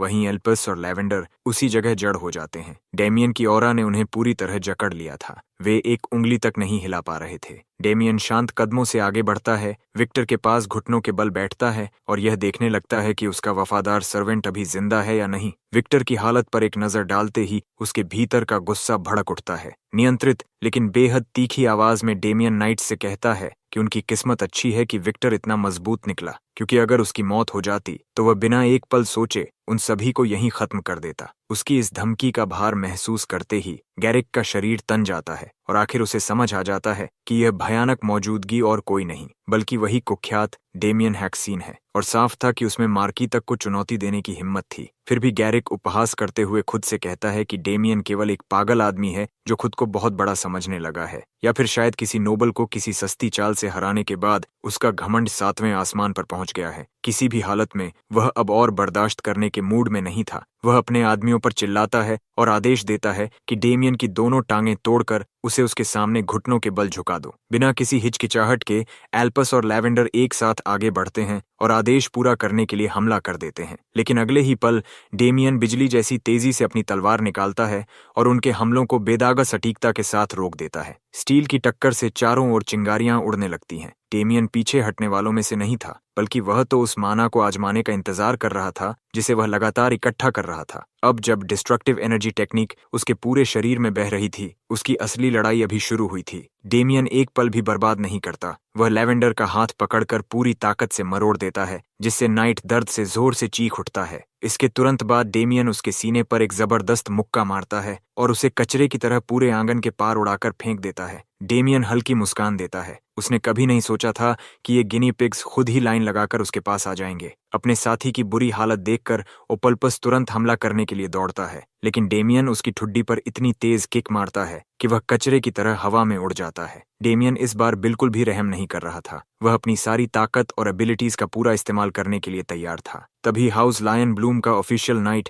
गैरिक आगे बढ़ता है और सीधे डेमियन के सामने आ खड़ा होता है। वह यह देखकर हैरान था कि यह लड़का लॉर्ड अर्विन की सस्ती चालों में नहीं फंसा। फिर भी उसे यह बात बिल्कुल पसंद नहीं आती कि डेमियन ने ओपुल्पस को इतनी आसानी से कुचल दिया। इतनी जबरदस्त स्किल्स की उसे डेमियन से बिल्कुल उम्मीद नहीं थी। डेमियन उसकी बात को हल्के में लेते हुए कहता है कि इतनी गहराई में जाने की जरूरत नहीं है, लेकिन अचानक गैरिक का रवैया पूरी तरह बदल जाता है, जैसे उसके दिमाग में सारे टुकड़े एक साथ जुड़ गए हों। डेमियन पूरी तरह उलझन में पड़ जाता है। तभी यह सुनहरे बालों वाला गोरिल्ला नाइट दावा करता है कि सामने खड़ा लड़का असली डेमियन हैक्सिन नहीं बल्कि एक इम्पोस्टर है। विक्टर को संभाले खड़े विकाउंट हैक्सिन यह अजीब आरोप सुनकर पूरी तरह स्तब्ध रह जाते हैं और उनकी उलझन और बढ़ जाती है। खुद डेमियन भी यह सोचकर घृणा महसूस करता है कि यह गोरिल्ला नाइट उसे इतना बेवकूफ समझ रहा है कि वह ऐसा नाटक करेगा, लेकिन गैरिक लगातार चिल्लाता रहता है कि डेमियन झूठ बोलना बंद करे। वह कहता है कि वह ऐसा इंसान नहीं है जो किसी जाल में फंस जाए और यह सब फील्ड डॉग्स की साजिश है ताकि हाउस लायन ब्लूम को आगे बढ़ने से रोका जा सके। वह बार बार यही दोहराता रहता है कि डेमियन असली डेमियन हैक्सिन नहीं है। सच कहें तो उसकी यह लंबी बकवास अब डेमियन को भी उबाने लगी थी।